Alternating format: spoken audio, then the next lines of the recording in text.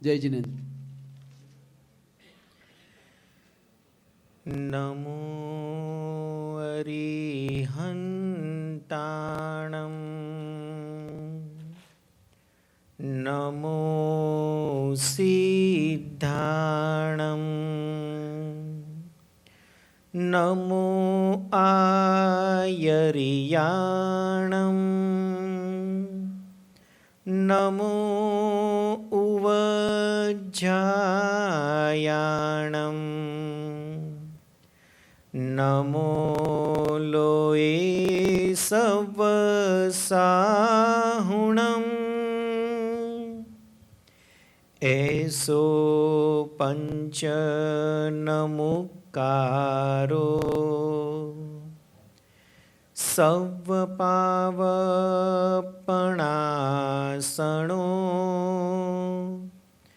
મંગલાણં ચ સવેસીં પઢમં હવૈ મંગલં કલ્યાણપાદપારામં શ્રુતગંગા હિમાચલં વિશ્વાંભોજરવિં દેવં વંદે શ્રીજ્ઞાતનંદનં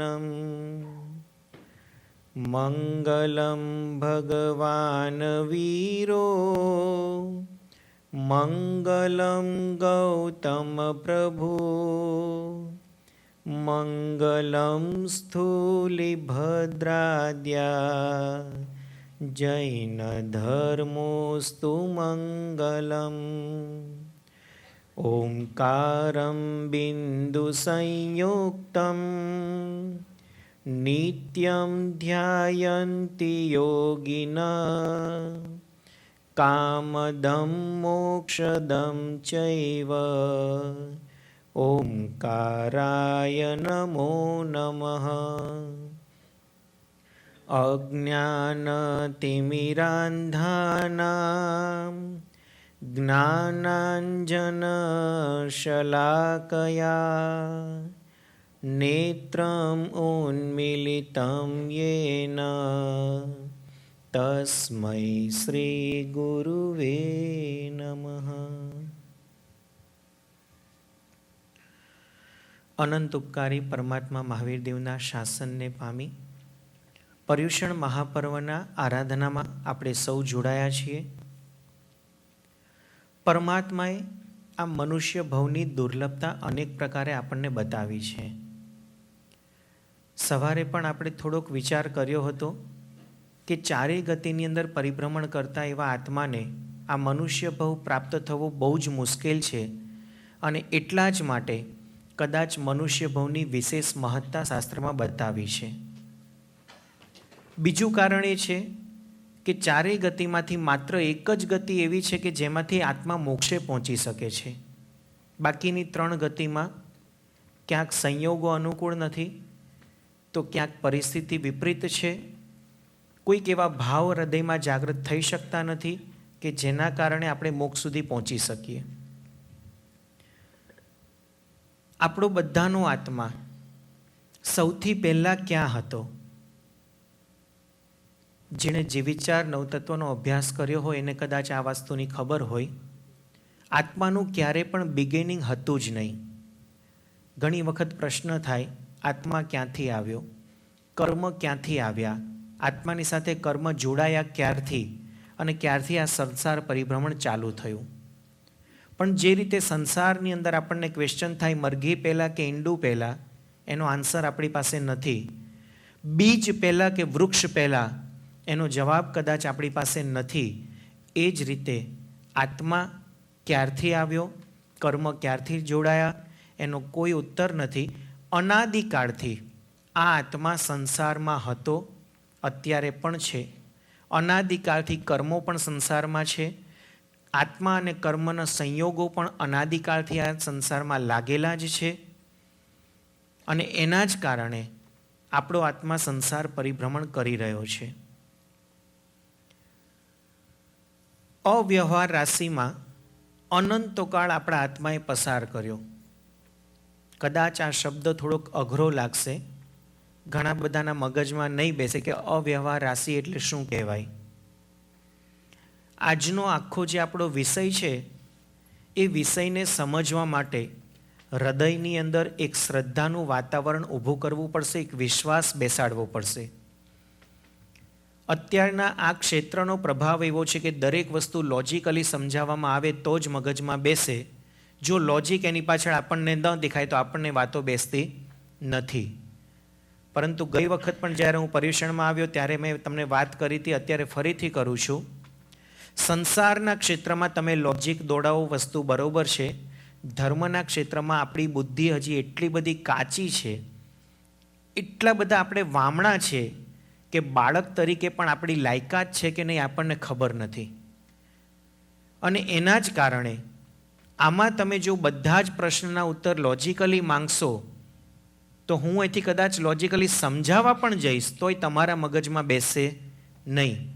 આપણે ચમચી લઈને સમુદ્રના પાણીનું માપ કાઢવા માટે જઈએ કે સમુદ્રમાં પાણી કેટલું જ મારે માપવું છે, આપણા હાથમાં શું છે? ચમચીથી સમુદ્રનું પાણીનું માપ નીકળી શકે ખરું? એ રીતે આપણી બુદ્ધિ શક્તિથી આપણે ધર્મના પદાર્થોને માપવા માટે બેસીએ, પરમાત્માના જ્ઞાનને આપણે માપવા માટે બેસીએ કે પરમાત્માએ આમ કીધું છે, શું ખાતરી, શું ખબર આ સાચું હશે કે ખોટું હશે. આજના સાયન્સના જમાનામાં એક વસ્તુ સાયન્સ ક્યાંક ને ક્યાંક પુરવાર કરે છે, એવી રીતે ધર્મના ક્ષેત્રમાં તમે પ્રૂવ કરીને બતાવો તો જ અમે માનીએ. ના, ધર્મના ક્ષેત્રમાં પણ એનું પ્રૂફ છે, પણ એના માટે પણ આપણી બુદ્ધિની કેપેસિટી આપણે વધારવી પડશે. એના માટે આપણે બુદ્ધિને બ્રોડ કરવી પડશે, આપણું વિઝન ક્યાંક ખોલવું પડશે, અને તો જ એ બધા પદાર્થો બેસી શકશે. કહેવાનો મારો ભાવાર્થ એટલો જ છે કે આજનો આપણું જે વિષય છે, મુખ્યતયા આપણું જે આજના પ્રવચનનું લક્ષ્ય છે એ એક જ છે કે આપણને મળેલો મનુષ્ય ભાવ બહુ જ અમૂલ્ય છે, બહુ જ કિંમતી છે. એની વેલ્યુ આપણે સમજી શક્યા છે કે કેમ આપણને ખબર નથી, પરંતુ જે મળ્યું છે એ બહુ જ અમૂલ્ય છે. એક સુંદર મજાનો ડાયમંડ રસ્તામાં પડેલો હોય અને એ રસ્તામાં ચાલતા ચાલતા ભરવાડના છોકરાના હાથમાં આવે તો એ ભરવાડનો છોકરો શું વિચારે? બહુ ચળકતો પથ્થર લાગે છે, બીજા બધા પથ્થરા સામાન્ય છે, આમાંથી કંઈક પ્રકાશ જેવું દેખાય છે એટલે બહુ સરસ પથ્થર હશે. પણ એ જ જો હીરો, એ જ ડાયમંડ કોઈ ઝવેરીના હાથમાં આવે તો એ ચળકતા પથ્થર કરતાં એની વેલ્યુ કેટલી આંકે? અનેક ગણી, લાખો ને કરોડોમાં એની વેલ્યુ અંકાય. એમ આપણને જે મળેલો મનુષ્ય ભાવ એટલો બધો કિંમતી છે, પણ કદાચ એના માટે આપણું એ વિઝન નથી, આપણી એ દ્રષ્ટિ નથી કે એની વેલ્યુને સાચા અર્થમાં આંકી શકીએ. તો અવ્યવહાર રાશિમાં જ્યારે આપણો આત્મા હતો ત્યારે અનંતા કાળચક્ર સુધી એણે અવ્યવહાર રાશિમાં પરિભ્રમણ કર્યું છે, અને અનંતા કાળચક્ર સુધી એક જ શરીરમાં અસંખ્યાતા શરીરો ભેગા રહી અને આપણે જીવન પસાર કર્યું છે. જીવન પણ એટલું બધું ફાસ્ટ પસાર થયું છે કે આપણે હજી વિચારી શકીએ કે જન્મ થયો હોય પહેલાં તો મૃત્યુ થઈ ગયું હોય. એક વખત શ્વાસ ઊંડા લઈને શ્વાસ છોડીએ એટલી વારમાં તો 17 વખત જન્મ અને મરણ થઈ જાય, 18મી વખત જન્મ થઈ જાય. એટલે કે એક શ્વાસોશ્વાસમાં 17.5 ભવ જીવના પસાર થઈ જાય. એટલા ઝડપથી આપણે જન્મ મરણના સંયોગો પસાર કર્યા છે. આવો કાળ 2-5-25 વર્ષ નહીં, 2-5 હજાર વર્ષ નહીં, 2-5 લાખ વર્ષ નહીં, પણ અબજોના અબજો અને અનંતા ભવો આપણે આવા પસાર કર્યા. કોઈક આત્મા જ્યારે મનુષ્ય ગતિમાંથી મોક્ષે પહોંચે, પોતાના સર્વ કર્મનો ક્ષય કરી અને પોતે સિદ્ધ અવસ્થાને પ્રાપ્ત કરે, ત્યારે આવા અનાદિ નિગોદના ગોળામાંથી એક આત્મા આ વ્યવહાર રાશિમાં આવે, એટલે કે જે સતત એની અંદર પરિભ્રમણ એનું ચાલુ હતું એમાંથી પોતે બહાર નીકળે, સૂક્ષ્મ અવસ્થામાંથી બાદર અવસ્થામાં આવે, અને બાદર અવસ્થામાં પણ પૃથ્વીકાય, અપકાય, તેવકાય, વાયુકાય અને વનસ્પતિકાય એની અંદર એના જન્મ મરણ શરૂ થાય. અત્યાર સુધી માત્ર સાધારણ વનસ્પતિકાયમાં જન્મ મરણ હતા. હવે આવ્યો પૃથ્વીકાયમાં. પૃથ્વીકાયમાં પણ અસંખ્યાતો કાળ પસાર કરે. પૃથ્વીકાય એટલે માટી, પથ્થર, તમે જે કંઈ હીરા પહેરો છો, ડાયમંડ વગેરે જે કોઈ રત્નો પહેરો છો, સોનું ચાંદી, આ બધા જ પૃથ્વીકાયના જીવો હતા. એ જીવો પૃથ્વીમાંથી બહાર નીકળ્યા, એની ઉપર પ્રોસેસ કરવામાં આવી, એની ઉપરથી ઘણો બધો કચરો દૂર કરવામાં આવ્યા, ત્યારે શુદ્ધ સોના સ્વરૂપે, શુદ્ધ ચાંદી સ્વરૂપે આપણા હાથમાં આવ્યા. અને એના પછી આપણે દાગીના બનાવ્યા અને એ દાગીના આપણે પહેરીને હરખાઈએ છીએ. એની અંદર કેટલા બધા પૃથ્વીકાયના જીવોની હિંસા થાય છે આપણને ખબર જ નથી. બે મિત્રો ભેગા થયા. એક મિત્રએ બીજા મિત્રને વાત કરી કે જવા દે ને યાર, ગઈકાલે તો મારે 500 રૂપિયાની ઉઠી. તો કે શું થયું? તો કે ગઈકાલે વાઈફને લઈને હું સી બીચ ઉપર ફરવા ગયો હતો, પવનના કારણે કાંકરી ઉડીને એની આંખમાં ગઈ, ડૉક્ટર પાસે જવું પડ્યું, 500 રૂપિયાની ફી આપવી પડી કાંકરો કાઢવા માટે. તો કે તારે તો સસ્તામાં પત્યું. કેમ? તો કે મારી પત્નીને આંખમાં એની બેનપણીનો દાગીનો જતો રહ્યો, 50,000ની ઉઠી.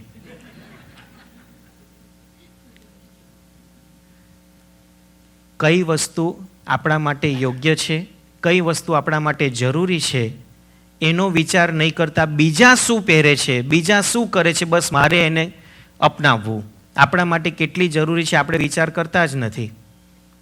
કોઈકના સારા પહેરેલા દાગીનાના ખાલી એક વખત વખાણ કરો તમે, બહુ સરસ ચેન બનાવ્યો, ક્યાંથી લાવ્યા, ક્યારે લાવ્યા? માત્ર આટલા વખાણ કરવા દ્વારા એ સોનું, એ ડાયમંડ જે જમીનમાંથી, ભૂમિમાંથી પ્રાપ્ત થયું, ત્યારથી માંડીને એ ઉપર જેટલી પણ પ્રોસેસ થઈ, અગ્નિનો સંપર્ક કરાવવામાં આવ્યો, અગ્નિમાં સખત એને બાળવામાં આવ્યું, એની અશુદ્ધિઓ દૂર કરવામાં આવી, એમાંથી શુદ્ધ સોનું પ્રગટ થયું, એમાં પણ પાછું ઘાટ ઘડામણ બધા કરી અને એની અંદર દાગીના બનાવવામાં આવ્યા અને એ દાગીના તમે પહેર્યા છે. આ બધી જ પાપની જે ભયંકર હિંસાઓ થઈ પૃથ્વીકાયના જીવોની, એની અનુમોદનાનું પાપ આપણને માત્ર એક વખત દાગીનાના વખાણ કરતા લાગી જાય. અત્યાર સુધીમાં ક્યારેય આવો વિચાર આવ્યો છે ખરો? કોઈની સારી સાડી પહેરેલી હોય, કોઈના સારા દાગીના જોઈએ, કોઈનું સારું ઘર જોઈએ, આ હા હા કેવું સરસ મકાન છે, એક જ વખત તમે બોલી ગયા, એ આખું મકાન બાંધતી વખતે જેટલા પૃથ્વીકાયના જીવોની હિંસા થઈ છે, બધાની અનુમોદનાનું પાપ આપણા લમણે ઝીકાઈ જાય છે, આપણને કદાચ એ ખબર જ નથી. રોડ ઉપર નીકળ્યા, ફ્રીવે ઉપર પહોંચી ગયા, કેવો સરસ એક્સપ્રેસ વે બનાવ્યો છે, કોઈ તકલીફ નહીં, કોઈ અડચણ નહીં, સડસડાટ આપણે 70-80 માઇલની ઝડપે પહોંચી જઈએ. આખો રોડ બનાવતી વખતે જેટલી પણ પૃથ્વીકાયના જીવોની હિંસા થઈ હોય, એ બધાની અનુમોદનાનું પાપ આપણા લમણે ઝીકાઈ જાય. આવા તો કેટલા પાપ દિવસ દરમિયાન કરતા હશો આપણને ખબર જ નથી. કોઈ દિવસ કોઈના દાગીનાના વખાણ કર્યા, એણે સામેથી તમને કીધું ને લે તું વખાણ કરે છે ને પહેરવા લઈ જા. કોઈના મકાનના વખાણ કર્યા, એને કીધું કે હું ચાલો અઠવાડિયું 15 દિવસ હોટલમાં જઉં, તું તાર મકાનમાં રહેવા આવી જા. અનર્થ દંડના પાપો. શ્રાવકના જે 12 વ્રત આવે છે એમાંથી 8મું વ્રત છે અનર્થ દંડ. અનર્થ એટલે વગર કામનું. જરૂરી હોય ને કરવું પડે વસ્તુ અલગ છે, પણ વગર કામના જોઈતા ન જોઈતા પાપો એટલા બધા આપણે બાંધી બેસીએ છીએ, પણ આપણને ખબર જ નથી કે આ રીતે પણ પાપો બંધાય છે. અને એના કારણે એ પાપોની અનુમોદના આપણા દ્વારા ચાલુ જ રહે છે, એ પાપો આપણે સતત કરતા જ રહીએ છીએ. તો પૃથ્વીકાયના આવા બધા જે જીવો, એની સતત જે હિંસા થઈ રહી છે, એની અંદર મારો ને તમારો આત્મા ઘણી બધી વખત પરિભ્રમણ કરીને આવ્યો. 22 હજાર વર્ષનું ત્યાં આયુષ્ય હતું. પૃથ્વીકાયના જીવોનું વધારેમાં વધારે આયુષ્ય જે વિચારના પદાર્થોમાં આવે છે 22,000 વર્ષનું આયુષ્ય. ત્યાંથી નીકળીને અપકાયમાં ગયા, પાણીના જીવ તરીકે ઉત્પન્ન થયા. પાણીની અંદર સમુદ્રના પાણી, સરોવરના પાણી, નદીના પાણી, ઝાકળના પાણી, વરસાદના પાણી, અનેક પ્રકારના પાણીના જીવો છે. એની અંદર પણ આપણો આત્મા ઘણી બધી વખત રમીને આવ્યો, જીવી જન્મ મરણ કરીને આવ્યો. હજી જેને પાણી વધારે ગમતું હોય એને યાદ રાખવાનું, ફરી પાછું એ જ દશામાં જવાનું છે. ઘરની અંદર બાથટબમાં મગરમચ્છની જેમ પડી જઈએ અને અડધો કલાક, 2 કલાક સુધી બહાર ન નીકળીએ, અથવા તો ઘરમાં મોટો પુલ હોય ને પોણો કલાક, 2 કલાક અંદર ફરવાનું મન થતું હોય, તો લખી રાખજો, કર્મગ્રંથની અંદર આ જ વસ્તુ આવે છે, જેવી મતિ તેવી ગતિ, જ્યાં આસક્તિ ત્યાં ઉત્પત્તિ. જ્યાં તમને વધારે એટેચમેન્ટ છે ત્યાં જ તમારે ઉત્પન્ન થવાનું છે. જો એ પાણીનું તમને બહુ જ આકર્ષણ છે, પાણી બહુ જ ગમે છે, શાવર લેવું, બાથટબમાં સ્નાન કરવું, પૂલમાં તમારે સ્વિમિંગ કરવું, આ બધું જેને બહુ જ ગમે છે એને આના પછીનો ભાવ માછલા તરીકેનો, મગરમચ્છ તરીકેનો, કાચબા તરીકેનો જ મળવાનો છે. આપણને શું ગમે છે આપણે પોતે વિચાર કરી શકીએ. આપણે ક્યાં જવું છે, આપણી પ્રવૃત્તિ કઈ તરફની છે, આપણી ગતિ કેવી થશે, આપણે જ આપણા જીવનને જો તપાસીએ તો આપણને ખબર પડી જાય કે હું ક્યાં જઈશ, કે કઈ જગ્યાએ ઉત્પન્ન થઈશ. પાણીના જીવનું આયુષ્ય 7,000 વર્ષનું વધારેમાં વધારે. એક વખત જો એની અંદર આપણો જીવ જતો રહ્યો, ત્યાં કોણ આપણને સમજાવવા માટે આવશે કે ભાઈ મનુષ્ય બહુ મહાન છે, આત્મા પરમાત્માની આ બધી વાતો કોણ આપણને સમજાવશે? પરમાત્માનો અભિષેક કરીએ, એ અભિષેકનું પાણી પરમાત્મા ઉપર પડે, પણ એ પાણીના જીવને કોઈ પ્રકારનું ફિલિંગ્સ ખરું? એને કોઈ સમજણ ખરી કે ચાલો ગમે તેમ તો ભગવાન ઉપર સ્પર્શીને મારા જીવનનો અંત આવે છે? કશું જ નથી. તો એવા પાણીના જીવ તરીકે જો આપણો જીવ જતો રહ્યો તો ક્યારે આપણો છુટકારો થશે? ત્યાંથી નીકળીને તેવકાયની અંદર, અગ્નિકાયની અંદર 3 દિવસ રાતનું આયુષ્ય વધારેમાં વધારે. ત્યાંથી આગળ જાઓ વાયુકાય, પવન, હવાની અંદર આપણો જીવ જો જતો રહ્યો 3,000 વર્ષનું આયુષ્ય. આ બધા એકેન્દ્રિય તરીકેના ભવો. ત્યાંથી નીકળીને પ્રત્યેક વનસ્પતિકાયમાં જાઓ 10,000 વર્ષનું આયુષ્ય. ક્યારે છુટકારો થશે? કઈ રીતે છુટકારો થશે? જો આવા મહાન પર્વના દિવસોમાં આવા સરસ પરમાત્માના શાસન મળ્યા પછી આ બધી વસ્તુ આપણે નહીં સમજીએ, ઘણાને એમ થાય કે આટલું બધું ઊંડું તત્વજ્ઞાન પીરસવાની શું જરૂર છે? કંઈક અમને રૂટીન લાઈફમાં ઇફેક્ટ કરે એવી કોઈ વાતો તમે કરશો તો અમે જીવનમાં અપનાવી શકીશું. આ વસ્તુ પણ તમારી રૂટીન લાઈફને ઇફેક્ટ કરે એવી છે. એટલા જ માટે આ વિષય પસંદ કર્યો છે કે આપણને મળેલો મનુષ્ય ભાવ બહુ સામાન્ય તરીકે આપણે પસાર કરી દઈએ છીએ, પણ એ બહુ સામાન્ય મનુષ્ય ભાવ નથી, ઘણો ઇમ્પોર્ટન્ટ છે. જેવી રીતે નવકાર મંત્ર મળવો દુર્લભ છે, પણ આપણને બધાને જન્મતાની સાથે નવકાર મળી ગયો ને એટલે કદાચ એની જોઈએ એટલી વેલ્યુ આપણે કરી શક્યા નથી. અજૈનોને પૂછો, શાસ્ત્રમાં ઘણા બધા દાખલા આવે છે. મુસલમાન અને જૈન બે નાનપણ ટેણિયા ભાઈબંધો હતા. પહેલાંના કાળની વાત છે, એક ગામથી બીજે ગામ જવું હોય તો બળદગાડા વગેરેમાં જવાતું હતું. બંનેનો પરિવાર સાથે જતો તો અડધે વચ્ચે જંગલની અંદર આ ટેણિયાઓને તરસ લાગી. એના મમ્મી પપ્પાને પૂછવામાં આવ્યું કે ભાઈ અમને પાણી પીવું છે, પાણીની વ્યવસ્થા? તો કે કશું સાથે લીધું નથી. આપણને એમ કે સમયસર પહોંચી જવાશે, પણ ક્યાંક આપણે રસ્તો ભૂલી ગયા લાગે છે, હજી સામે ગામ પહોંચ્યા નથી. પાણી તો અહીંયા અમે ક્યાંથી લાવીએ? થોડોક સમય પસાર કરો. થોડોક સમય જેમ તેમ કરીને કાઢી નાખ્યો. પાછું છોકરાઓને તરસ લાગી કે અમને પાણી જોઈએ જ છે, ગમે તેમ કરીને પાણી આપો. માતા પિતા લાચાર છે, કોઈ હિસાબે પાણી મળી શકે એવું નથી. ચારે બાજુ નજર કરે છે, જંગલ છે, ક્યાંય કૂવો, ક્યાંય તળાવ કશું દેખાતું નથી. અને એવી પરિસ્થિતિમાં પેલો મુસલમાનનો છોકરો એમ કહે છે કે હું હમણાં પાણી લઈ આવું, તમે બધા શાંતિથી બેસો. એ ગાડામાંથી ઉતરીને નીચે ગયો, ઝાડની પાછળ ગયો, થોડી વાર થઈ તો પાણી લઈને આવી ગયો. બધાને આશ્ચર્ય થયું કે અહીંયા ક્યાંય કૂવો, તળાવ, નદી કશું દેખાતું નથી. આ છોકરો પાણી લાવ્યો ક્યાંથી? પાણી પી લીધું, બધાને શાતા વળી, શાંતિ મળી. પેલા છોકરાને પૂછવામાં આવ્યું કે તું પાણી કેવી રીતે લાવ્યો? એ છોકરો કે મને ગુરુ ભગવંતે એક મંત્ર આપ્યો છે અને એ મંત્રના પ્રભાવે હું પાણી લઈ આવ્યો. તો બધા બહુ જ પૂછે છે કે કયો મંત્ર છે, શું, કેવી રીતે પાણી તને મળ્યું? તો કે ગુરુ મહારાજે આપવાની ના પાડી છે કે કોઈને તું કહેતો નહીં. પણ વડીલોનો ખૂબ આગ્રહ, એના મિત્રએ આગ્રહ કર્યો કે મને તું કંઈક કે, આપણે બે તો ફ્રેન્ડ કહેવાઈએ.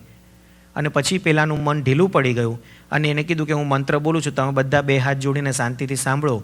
અને હાથ જોડીને બોલ્યો, નમો અરિયંતાણમ, નમો સિદ્ધાણમ, નમો આયર્યાણમ, નમો વજ્જાયણમ. આખો નવકાર બોલી ગયો.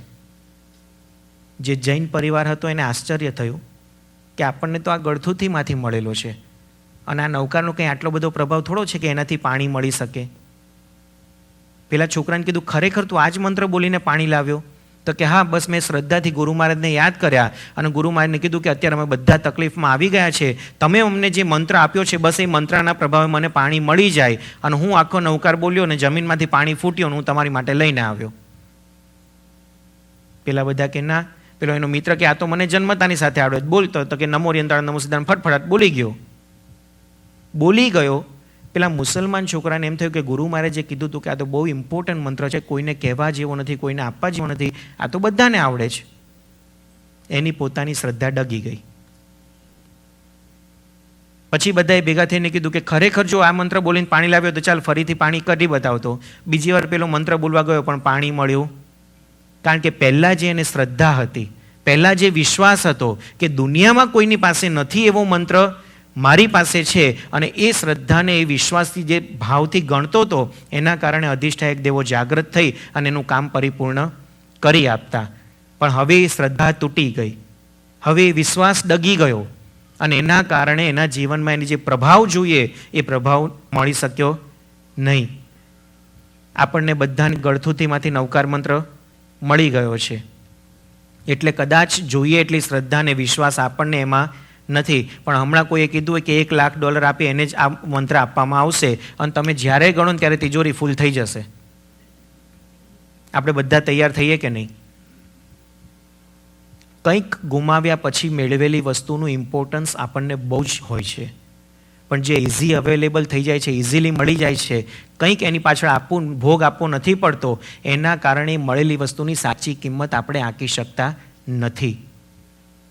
અનાદિકાળના પરિભ્રમણની અંદર એકેન્દ્રિય તરીકેના ભવમાં પૃથ્વીકાય, અપકાય, વાયુકાય, વનસ્પતિકાય વગેરેમાં ઘણો બધો સમય આત્માએ પસાર કર્યો. એટલા બધા પાપ કર્મ ઓછા થયા અને કંઈક પુણ્ય જાગૃત થયા, જેના કારણે એ એકેન્દ્રિયપણું આપણું ગયું અને બેઇન્દ્રિયપણામાં અવતાર મળ્યો. એકેન્દ્રિય કોને કહેવાય? જેને માત્ર એક જ ઇન્દ્રિય હોય. કઈ ઇન્દ્રિય હોય? સ્પર્શેન્દ્રિય. સરસ. સ્પર્શેન્દ્રિય એટલે માત્ર સ્પર્શ, ચામડી. એ સિવાયની કોઈ પણ ઇન્દ્રિય નથી. ખાવાનું તો ચામડીથી, શ્વાસ લેવાનો ચામડીથી, શરીરનો વિકાસ થાય ચામડીથી, બીજું કોઈ જ ઇન્દ્રિય નથી. ખાવા માટે મોઢું નથી, સૂંઘવા માટે નાક નથી, જોવા માટે આંખ નથી, સાંભળવા માટે કાન નથી, ચારમાંથી એકેય ઇન્દ્રિય નથી. માત્ર એક સ્પર્શેન્દ્રિયના ભવમાં અનંતો કાળ પસાર કરીને કંઈક એ આત્માનું પુણ્ય જાગૃત થાય ત્યારે બે ઇન્દ્રિયપણું મળે. હવે એક ઇન્દ્રિય વધી. પહેલાં શું હતું? માત્ર સ્પર્શેન્દ્રિય. હવે બીજા નંબરે કઈ ઇન્દ્રિય આવી?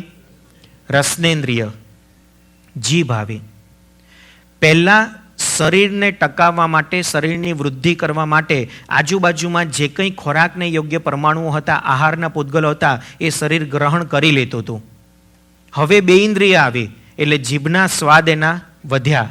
હવે જે ભાવતું હશે એ જ ગ્રહણ કરશે, નહીં ભાવતું ગ્રહણ કરશે. અત્યારે આપણું જીવન આપણે આની સાથે બધું કમ્પેર કરવાનું છે. આ અત્યારે જે સમજણ આપું છું એટલા માટે કે અત્યારે આપણી લાઈફમાં આ બધી વસ્તુ આપણને ક્યાં ઇફેક્ટ કરે છે. ભાણા ઉપર જમવા માટે બેઠા, સહેજ મીઠું ઓછું હોય, મગજ કંટ્રોલ રહે ખરો ને? મગજમાં કોઈ જ ખરાબ વિચાર ન આવે ને? ચા કદાચ કાઢીને 5-7 મિનિટ થઈ ગઈ, ઠંડી પડી ગઈ, અને પછી એવી ચા પીવાની આવે તો ચાલી જાય ને? વાંધો ન આવે ને? બેઇન્દ્રિય તરીકેના ભવના આ સંસ્કારો કે મને જીભને જે ફાવશે, જે ગમશે એ જ વસ્તુ મારે લેવાની, જીભને જે ન ગમે એ વસ્તુ મારે અડકવાની નહીં. બે ઇન્દ્રિયનું આયુષ્ય પણ 12 વર્ષનું, વધારે વધારે 12 વર્ષના બે ઇન્દ્રિય જીવો, જેને આપણે અળસિયા કહીએ છીએ, જેને આજના જમાનામાં તમે બેક્ટેરિયા તરીકે ઓળખો છો. આ બધા બે ઇન્દ્રિય જીવો છે. ત્યાંથી ઘણો બધો સમય પસાર કર્યા પછી પાછા આપણે તે ઇન્દ્રિયમાં કદાચ એક સ્ટેપ ઉપર આવ્યા.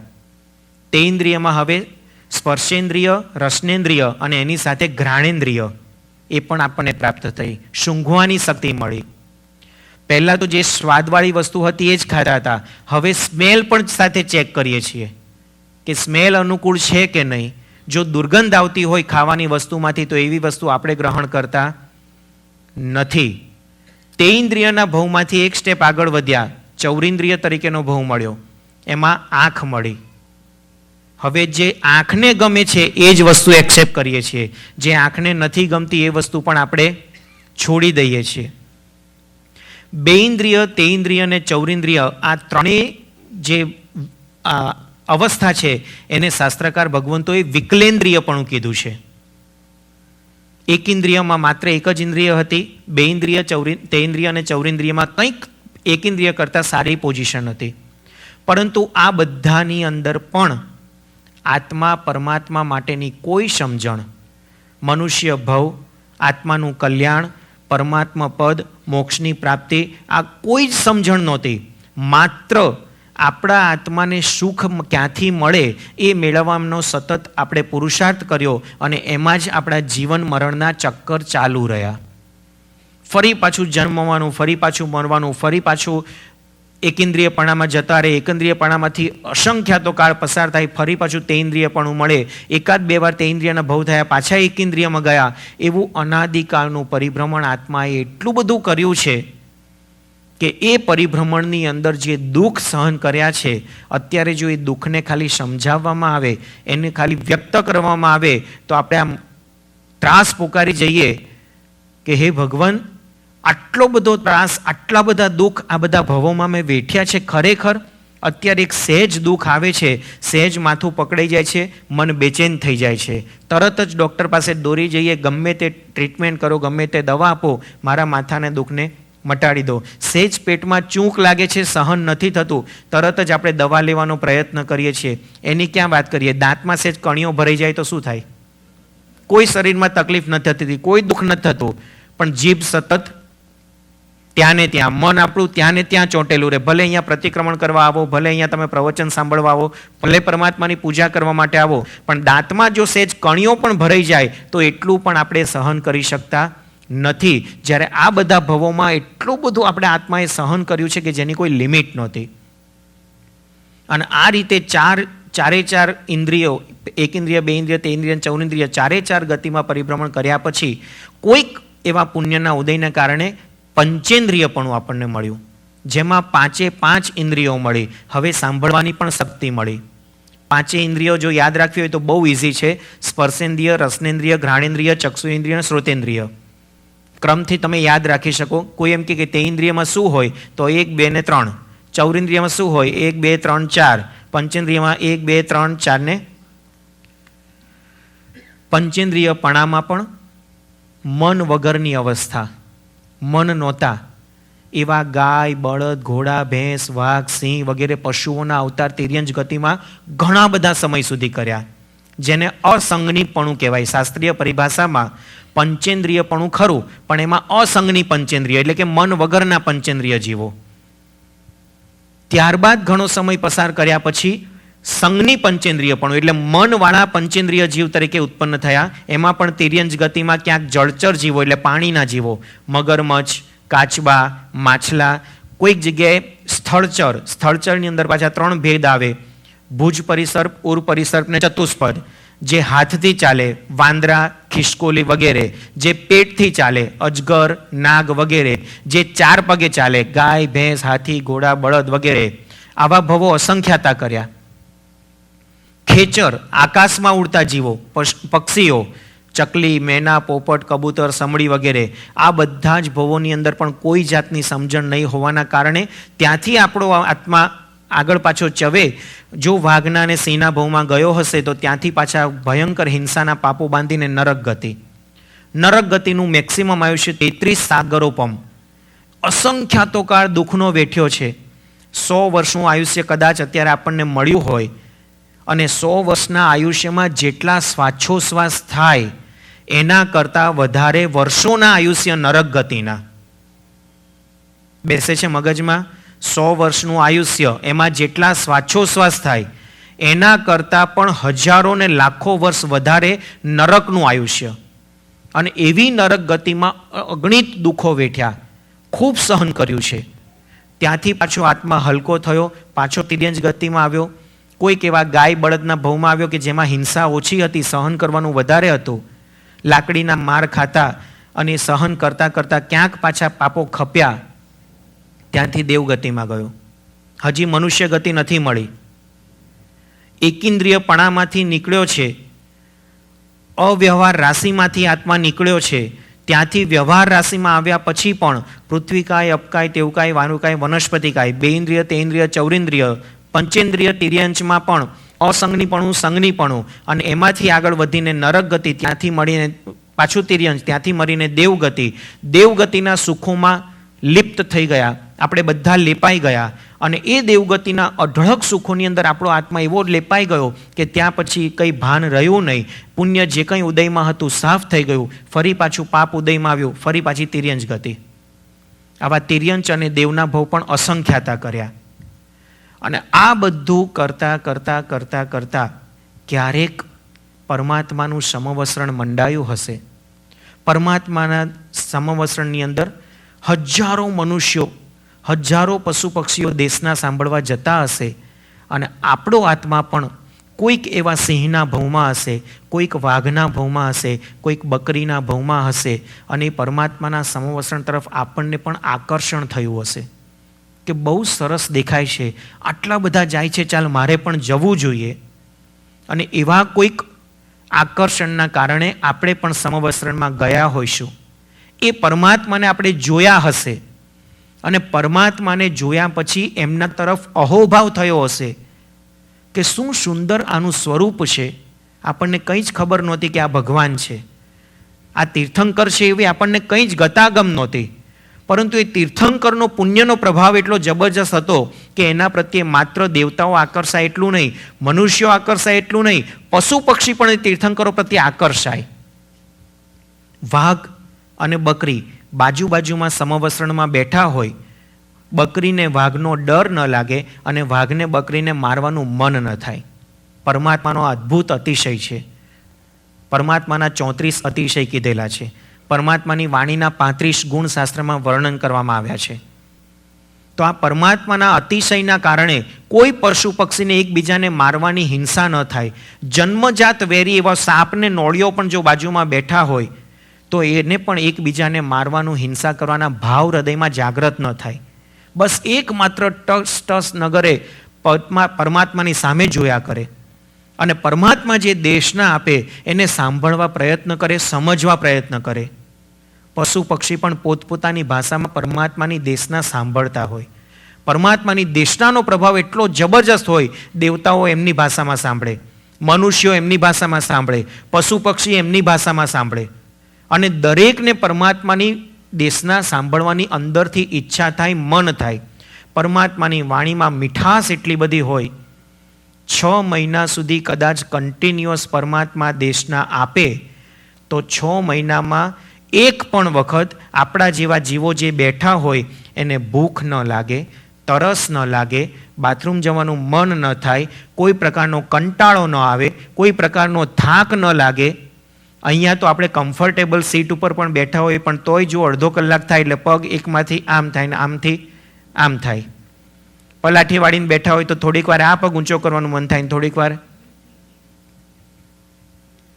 પરમાત્માનો પુણ્યનો શું પ્રભાવ શાસ્ત્રમાં બતાવેલો છે.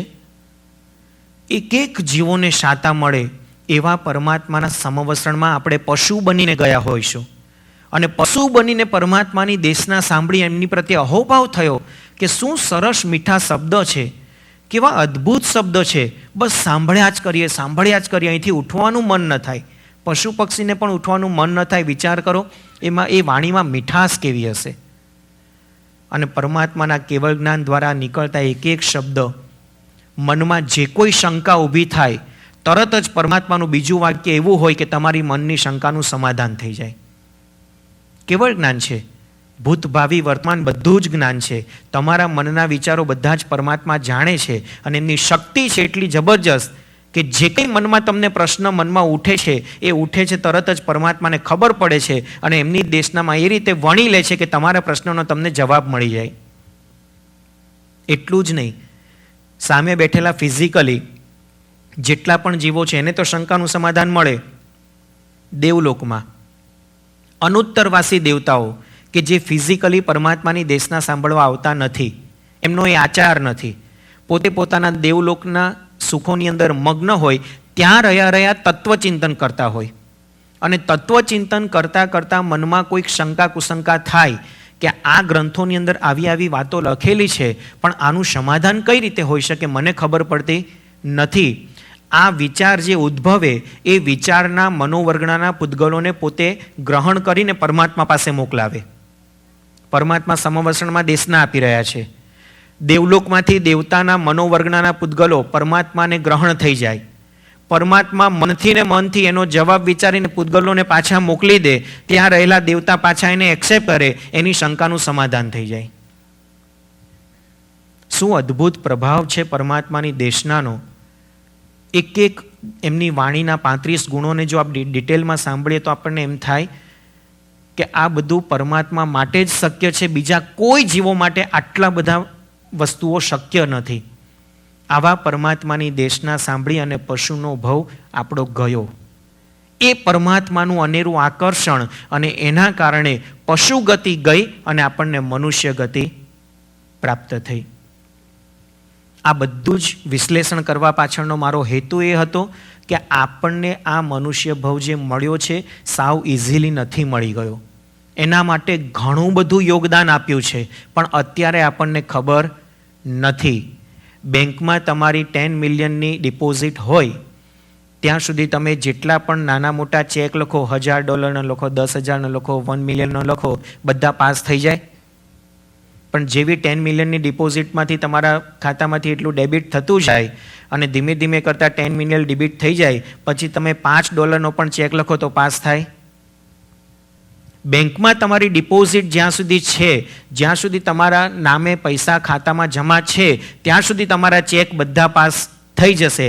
પણ જેમ જેમ તમે એમાંથી બહાર કાઢતા જાઓ, પૈસા ઉપાડતા જાઓ અને તમારું બેલેન્સ જે દિવસે નીલ થયું પછી $5 પણ ચેક બેંકવાળા આપણો પાસ કરશે નહીં. એ જ રીતે આપણે અનાદિકાળના પરિભ્રમણની અંદર ફરતા પુણ્ય દરેક ભવમાં ક્યાંક ને ક્યાંક થોડું ભેગું કરતા ગયા.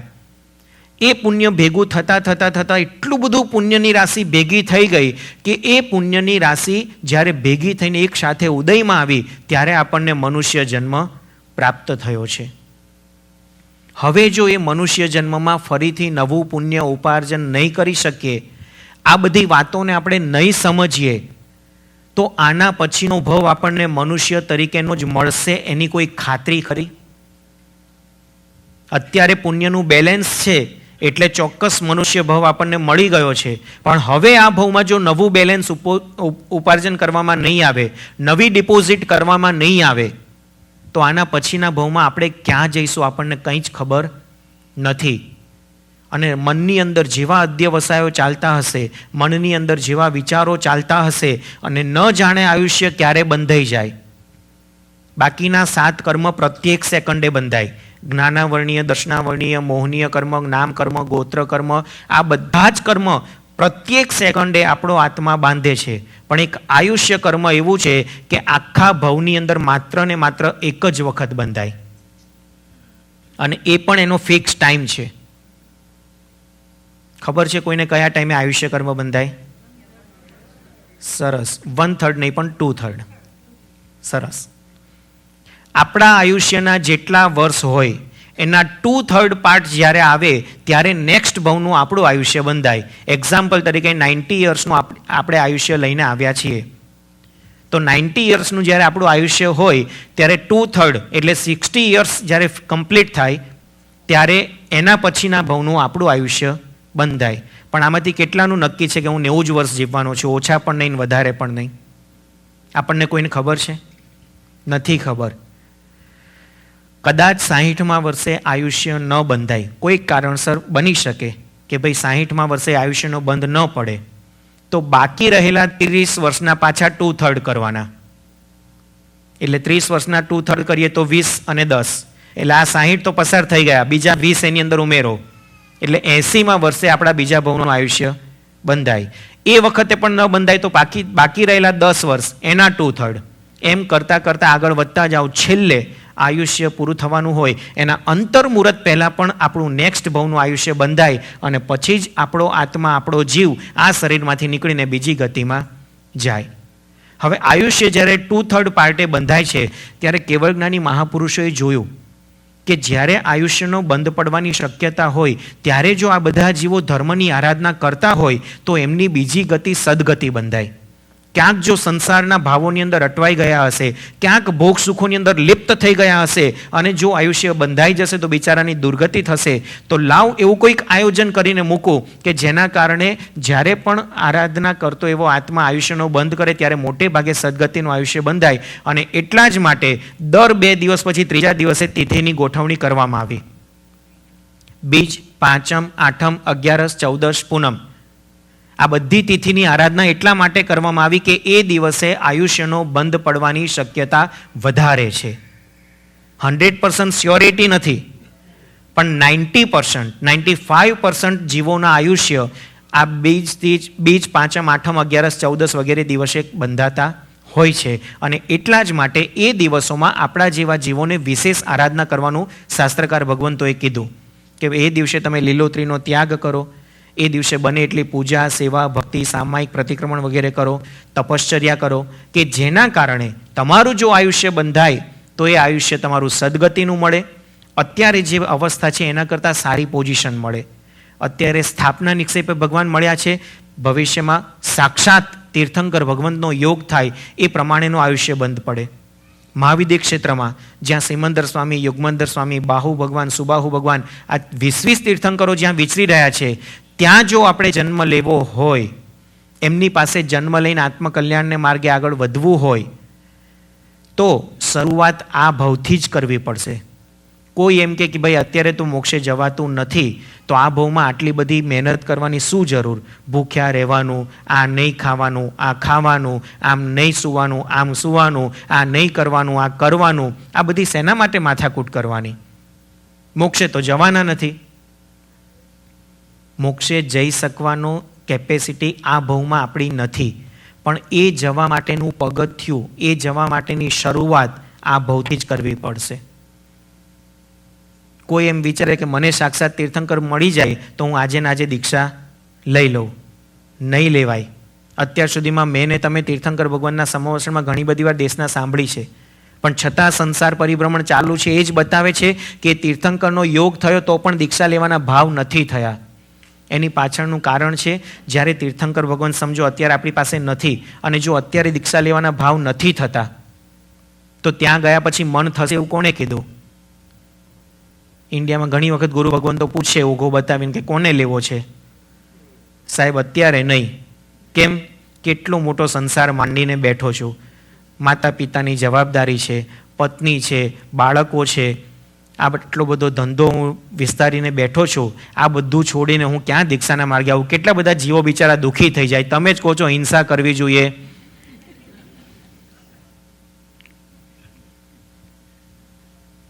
તો પછી આજે નહીં તો ક્યારે લેશો? સાહેબ આવતા ભાવમાં જો મહાવિદ્ય ક્ષેત્ર મળી જાય ને અને સિમંદર સ્વામી પાસે જન્મ મળી જાય ને, 8 વર્ષની ઉંમરે લાગી જઈએ એમની પાછળ, તરત દીક્ષા લઈ લેવી છે. પછી મારા સાહેબ કે ત્યાં તમે જન્મ લેશો ત્યારે માતા પિતા નહીં હોય, આ બધો પરિવાર નહીં હોય, કાકા, મામા, માસી, માસા બધું નહીં હોય, આ બધું પૈસાનું આકર્ષણ આપણને નહીં હોય.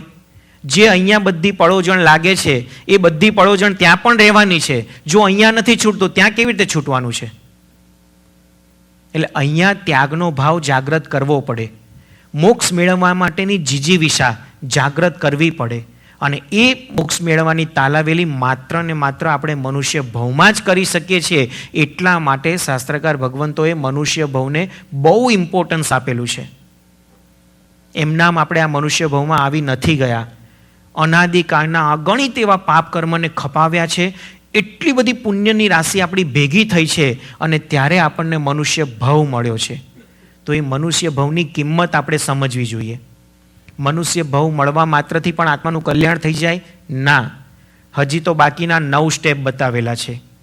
હજી તો પહેલું જ સ્ટેપ આવ્યું કે મનુષ્ય ભવ પ્રાપ્ત થવો એ આત્મા કલ્યાણ માટે સૌથી ઇમ્પોર્ટન્ટ વસ્તુ છે.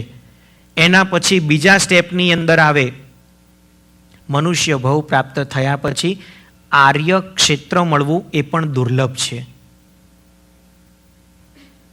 આર્ય ક્ષેત્ર કોને કહેવાય? અનાર્ય ભૂમિ કોને કહેવાય?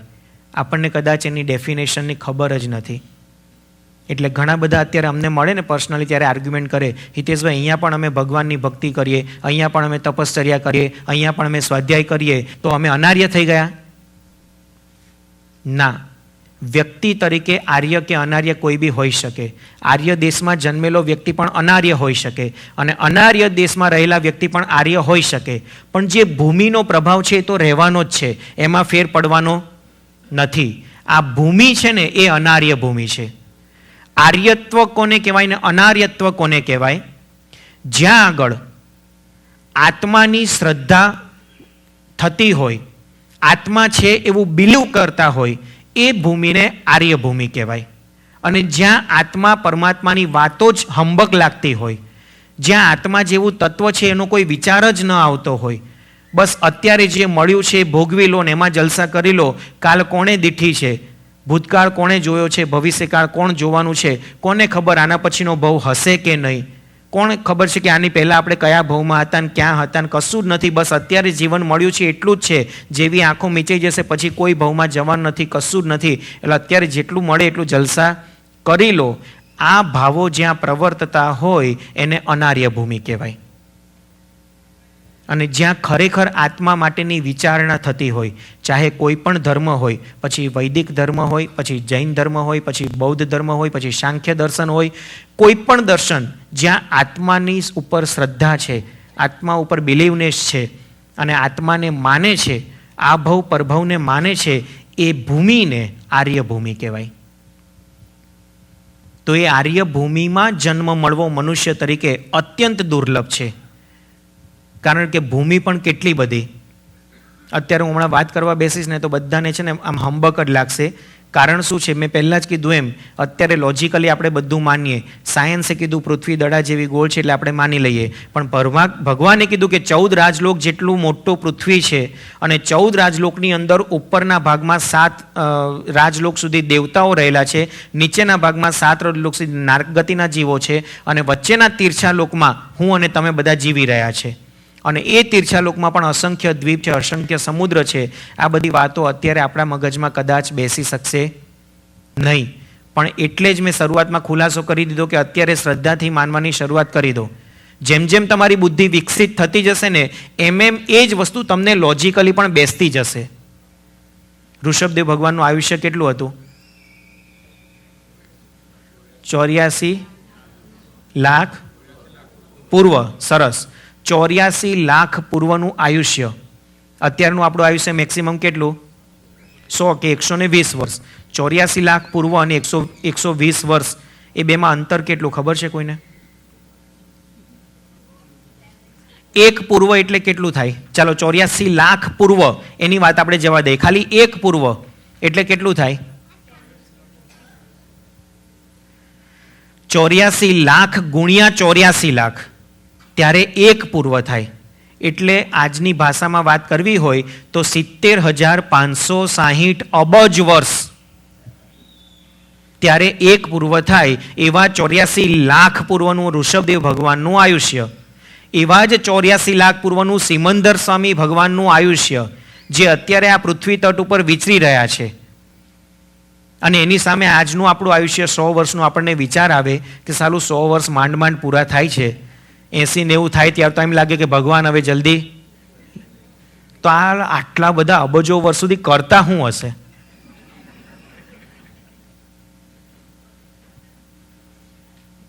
આપણને 100 વર્ષ કાઢવા પણ મુશ્કેલ બની જાય છે. તો આ અબજોના અબજો વર્ષ સુધી શું કરતા હશે? શાસ્ત્રમાં પણ એનું સુંદર વર્ણન આવે છે. એની બાલ્ય અવસ્થા, એમની કુમાર અવસ્થા. ઋષભદેવ ભગવાન માટે એમ કહેવાય છે 25 લાખ પૂર્વ સુધી તો કુમાર અવસ્થા હતી. એટલે ટીનેજ, જે તમારી ભાષામાં વાત કરું તો teenage, 13 to 19, A teenage Rishabhdev ભગવાનની કેટલી હતી? 25 લાખ પૂર્વ. આપણે આ બધું બિલીવ નહીં જ કરી શકીએ, કારણ કે આપણી બુદ્ધિની ફૂટપટ્ટી આટલી અને એના દ્વારા આટલા અગાધ એવા જ્ઞાનને માપવા માટે આપણે જઈએ, ક્યાંથી પહોંચી શકાય? કહેવાનો ભાવાર્થ એક જ છે, શ્રદ્ધા જાગૃત કરો, વિશ્વાસ જાગૃત કરો અને એ શ્રદ્ધા અને વિશ્વાસના માધ્યમે ધર્મમાંના ક્ષેત્રમાં આગળ વધો. જ્યારથી તમારી બુદ્ધિની ફૂટપટ્ટીનો એન્ડ આવશે અને જ્યારથી શ્રદ્ધાની શરૂઆત થશે ને ત્યારથી ધર્મનું પહેલું પગથિયું તમે ચડી શકશો. બાકી જ્યાં સુધી તમે બુદ્ધિથી માપવા જશો, મને લોજિકલી ન બેસે તો હું કંઈ ન કરું. આ કોણે કીધું કે આ પથ્થરની અંદર ભગવાન છે? તો પથ્થર છે. કોણે કીધું કે એની પૂજા કરવાથી તમને લાભ થાય ને દેવલોક મળે ને મોક્ષ મળે ને? આ તો પથ્થર છે. ખાણમાં હતો પથ્થર હતો, અહીંયા એક આકાર આપી દીધો અને પથ્થર તરીકે બેસાડી દીધા. આ પથ્થરમાં લાખો ને કરોડો રૂપિયા વાપરવાની શું જરૂર છે? આ બધું જ અશ્રદ્ધાના કારણે આપણે બોલીએ છીએ. આ બધું આ ભૂમિનો પ્રભાવ છે અને એના કારણે આપણે એનાથી વંચિત રહી જઈએ છીએ. એનો લાભ આપણે સાચા અર્થમાં મેળવી શકતા નથી. એક વખત શ્રદ્ધા અને વિશ્વાસ બેસાડી દો બસ.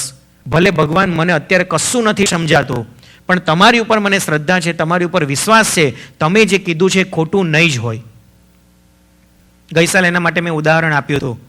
ડૉક્ટર પાસે જઈએ, સાહેબ માથું બહુ દુખે છે, ટેબ્લેટ આપો. ડૉક્ટરે ટેબ્લેટ આપી, આપણે ગળી લીધી, માથું મટી ગયું. ડૉક્ટરને લોજિકલી સવાલ કર્યા ખરા કે સાહેબ આ ગોળીની અંદર કઈ કઈ વસ્તુઓ ભેગી કરેલી છે? આ ગોળી તો મારા પેટમાં જવાની, માથું કેવી રીતે મટાડશે? કોઈ ક્વેશ્ચન કરીએ જ ના. ત્યાં આગળ વિશ્વાસ છે, ત્યાં શ્રદ્ધા છે કે ગમે તેમ તો એ મારા કરતાં વિશિષ્ટ જ્ઞાની છે અને આ બાબતનું એને પૂરેપૂરું નોલેજ છે, એટલે હું એની પાસે જઈશ તો મારું દર્દ મટી જશે. ચાલો, એ તો એજ્યુકેટેડ પર્સન છે. તમે વાળ કપાવવા જાઓ ને સલૂનમાં, એની પાસે ક્વોલિફિકેશન ક્યારે માંગ્યું ખરું? તમને ખુરશી પર બેસાડે, એના હાથમાં શું હોય? કાતર હોય. ક્યાં ઊભો હોય? પાછળ કે આગળ? પાછળ. પાછા તમને શું કે ડોકી? બોલો, કેટલો એની પર વિશ્વાસ છે, કેટલી શ્રદ્ધા છે કે મારા વાળ જ કાપશે, બીજું કંઈ નહીં કાપે.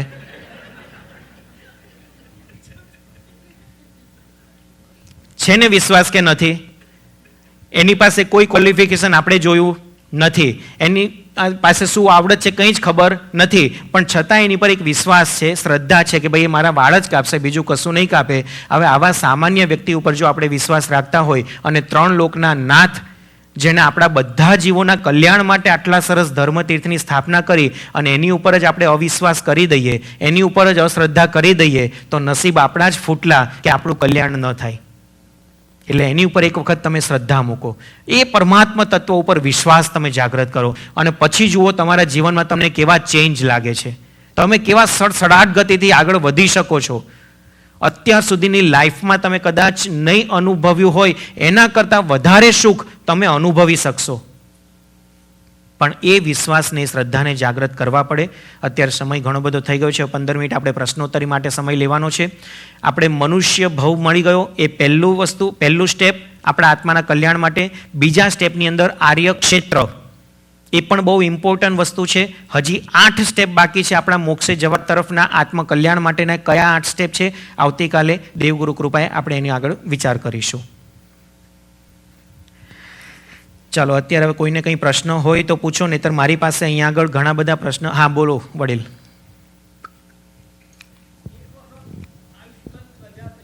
હાજી,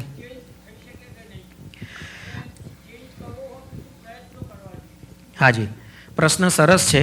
એક વખત આયુષ્યનો બંધ કોઈ પણ જીવને પડી જાય પછી એની ગતિમાં ચેન્જ થઈ શકતો નથી. 4 ગતિમાંથી કોઈ પણ એક ગતિનું આયુષ્ય બંધાય. દેવગતિ, મનુષ્ય ગતિ, તિર્યંજ ગતિ અને નરક ગતિ.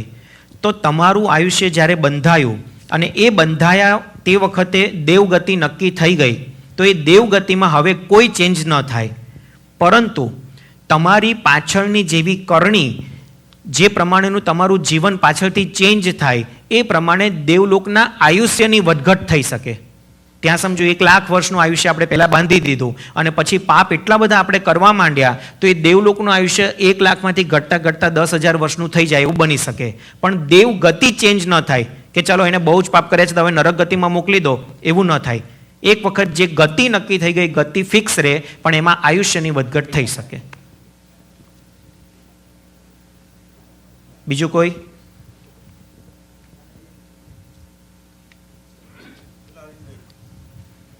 ચલો, પ્રશ્ન પૂછાય ત્યાં સુધીમાં અહીંયાથી એક મારી પાસે જે લખીને પ્રશ્ન આવ્યા છે એમાંથી લઉં છું. જૈન ફૂડને શા માટે ઇમ્પોર્ટન્સ આપવામાં આવ્યું છે? કંદમૂળ એટલે શું? કંદમૂળ ન ખવાય તો ડેરી પ્રોડક્ટ જેમાં પંચેન્દ્રિય જીવોની હિંસા થાય છે તો એ ડેરી પ્રોડક્ટ ખવાય? રેશમ જે 3 ઇન્દ્રિયમાંથી બનાવવામાં આવે છે તે રેશમ શા માટે પહેરાય? જૈન ફૂડને ઇમ્પોર્ટન્સ આપણે એટલા માટે આપીએ છીએ કે આપણો ધર્મ બેઝિકલી અહિંસાના પાયા ઉપર ઊભો થયેલો છે. બને એટલી ઓછી હિંસાપૂર્વક આપણું જીવન જીવાય એના માટેના પ્રયત્ન પરમાત્માએ કર્યા છે, આપણા ગુરુ ભગવંતોએ કર્યા છે. અને એટલે જ આપણે ખોરાક ખાધા વગર ચાલવાનું નથી. આપણે જે કંઈ 80, 100 વર્ષ, 120 વર્ષનું આયુષ્ય લઈને આવ્યા છે, એ આયુષ્ય સારી રીતે આપણે જીવવું છે, જેમ તેમ કરીને પૂરું નથી કરવું. એટલા માટે ખોરાક શરીરને જરૂરી છે. તો એવો ખોરાક શરીરમાં જાય કે જેનાથી પ્રોટીન્સ, વિટામિન્સ વગેરે પણ મળે, જેમાં હિંસા ઓછી હોય અને એના દ્વારા આપણું જીવન સારી રીતે આપણે પસાર કરી શકીએ. એના માટે ખાવા પીવાના બધા નિયમો, એનું બંધારણ બનાવેલું છે અને જેના કારણે આપણે સારી રીતે આપણું જીવન પણ પસાર કરીએ અને હિંસા પણ ઓછી લાગે. એટલે જૈન ફૂડને આપણા જીવનમાં ઇમ્પોર્ટન્સ આપવામાં આવ્યું છે. હવે કંદમૂળ કેમ ન ખાવું જોઈએ? તો કંદમૂળની અંદર જે કંઈ આપણે બટાકા, શક્કરિયા, ગાજર, મૂળા વગેરે જે કંઈ પણ કંદમૂળ છે, એ કંદમૂળના એક બટાકામાં એટલા બધા જીવો છે કે આપણે આખી જિંદગીભર જેટલા ચોખા વાપરીએ ભાત તરીકે કે કોઈ પણ વસ્તુ તરીકે, જેટલા ઘઉં વાપરીએ રોટલી વગેરે તરીકે, જેટલા શાકભાજી કાકડી, ટિંડોરા, ભીંડા, તુરિયા, દૂધી વગેરે જે કંઈ વાપરીએ અને એમાં 100 વર્ષ દરમિયાન આટલું બધું આપણે ખાઈએ અને એમાં જેટલા જીવોની હિંસા છે એના કરતાં વધારે હિંસા એક બટાકું ખાવામાં છે. હવે આપણે જ વિચાર કરવાનો. ભગવાને એવું નથી કીધું તું આ છોડ દે ને, આ ન કર ને, આ કર ને, આ ન કર. ભગવાને આપણા માટે માર્ગ બતાવી દીધો કે તું આમ કરીશ તો આ છે ને તું આમ કરીશ તો આ છે. હવે તારે શું કરવું તારે વિચારવાનું છે. એટલે કંદમૂળની અંદર આટલી બધી હિંસા છે એવું ભગવાને બતાવી દીધું. ખાવું કે ન ખાવું તમારા હાથની વાત છે. એટલે પરમાત્માએ ક્યાંક એવું બંધારણ કમ્પ્લીટ નથી કર્યું કે ભાઈ જે કંદમૂળ ન ખાય એ જ જૈન કહેવાય, કંદમૂળ ખાય એ જૈન ન કહેવું નથી. પણ કંદમૂળ ખાવાથી હિંસા વધારે લાગે એના બદલે ઓપ્શનમાં ઘણા બધા શાકભાજી, ઘણા બધા અનાજ વગેરે છે કે જે કંદમૂળ કરતાં ઓછી હિંસા થાય અને એના દ્વારા પણ આપણું જીવન ન બેચે. તો એના માટે કંદમૂળનો ત્યાગ કરવો જોઈએ.